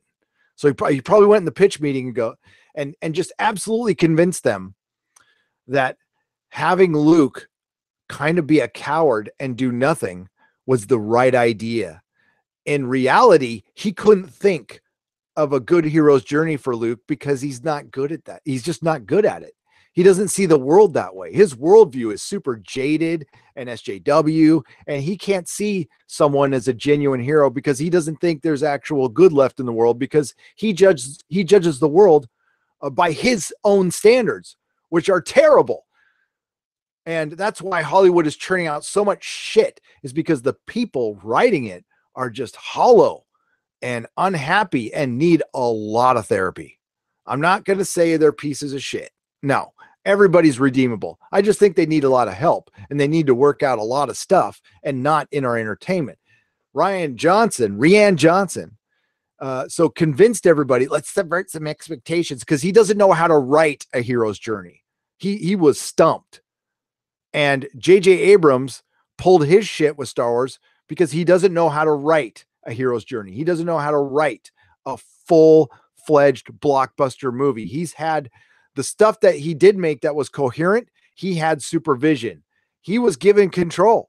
I mean, he had he had to stay within parameters, but they did Force Awakens. They made it up as they went. And that's succeeded with movies before. I present again Iron Man. Iron Man did not have a finished script. But most people need one, because most people are not Steven Spielberg in this prime, or Stanley Kubrick. But Stanley Kubrick wouldn't have written. I mean, like, he rewrote scripts all the time, but he had a script. Blind Jack. Hey, Gary, love your show. John Pertwee rules. Canadian $10. Totally agree. Love John Pertwee. Would love to see his son take his role for like some specials. Thank you so much for the super chat. We'll end it there. Everybody, thank you so much. Please go to nerdrotic.com. Thank you to my wrenches, the DJ G Show, Chris Persia, Doug Nelson, Nihilist Shadow, Mary Ashmead, Mark Lazerth. Who else is here? Do we have any other wrenches here? If I missed a wrench, I am truly sorry. Penn Farm Girl. Yes, Penn's here. My God. I'm sorry, Penn. I love Penn Farm Girl. We're going to get Penn Farm Girl on the show, folks. She's actually really good. Michael Henry, She-Hulk was the subject of many fanboy fantasies. She also was the first character to break the fourth wall, the first Marvel character to truly break the fourth wall on a regular basis. Not the first to do it. There's actually been many who did it before her, but it was done. She was Deadpool before Deadpool, and John Byrne's run is genius, and I totally believe you with that. Yeah, she got a lot of fanboys through puberty, like I've said. The super chatters, my God, there's a lot of them. Garbage, Paul Purdy, Brian Witchcraft, Archie Vasquez, who was a first-time viewer, thank you. Peter Davison and his mom, the Batman, neonvisual.com. Please go to their channel and subscribe. Archangel, sorry. 0891, Larry, the Batman, Amerith 84. I hope that if they make Real Trek, it will be in the future. I did read this one. Okay, I just want to make sure. Elliot Nelson, Jedi Knight, and friend of Captain Solo. Raymond Verada,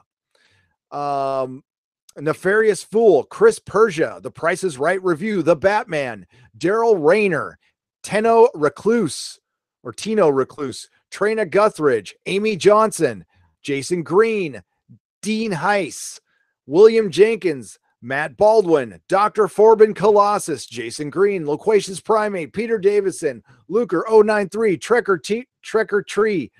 Trekker T, Snaneko, Teen, Joe Ella, Trekker T, Jason Green, Paul Purdy, Doka, HLSD, The Batman, Mark Tyson, All Out of Bubblegum, Joe Ello, Alpha Omega, Nefarious Fool, Matt Baldwin, Mark Tuttle, I'll see you at Celebration, Thomas Brown, Merrick Royals, Nicholas Glenn, That Junkman. Please email me, Gary@nerdrotic.com. Manic Boy Productions, Victoria Gooner, Nicholas Glenn, Anthony Pride, Odin's Movie Blog. Please go and subscribe. Trekker T, Baptist 701, Chris Persia, Randy Kelly, Dick Ryder, but no Mike Hunt. I'm so disappointed.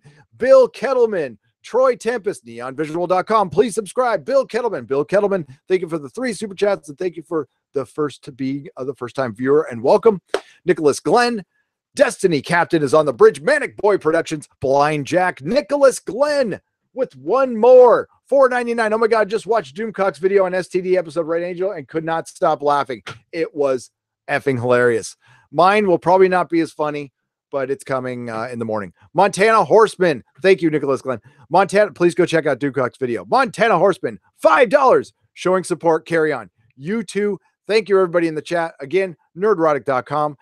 Check out our t-shirts if you like. Check out our Patreon if you like. It's patreon.com if Nerdrotic. Please subscribe to everybody in the Fandom Menace.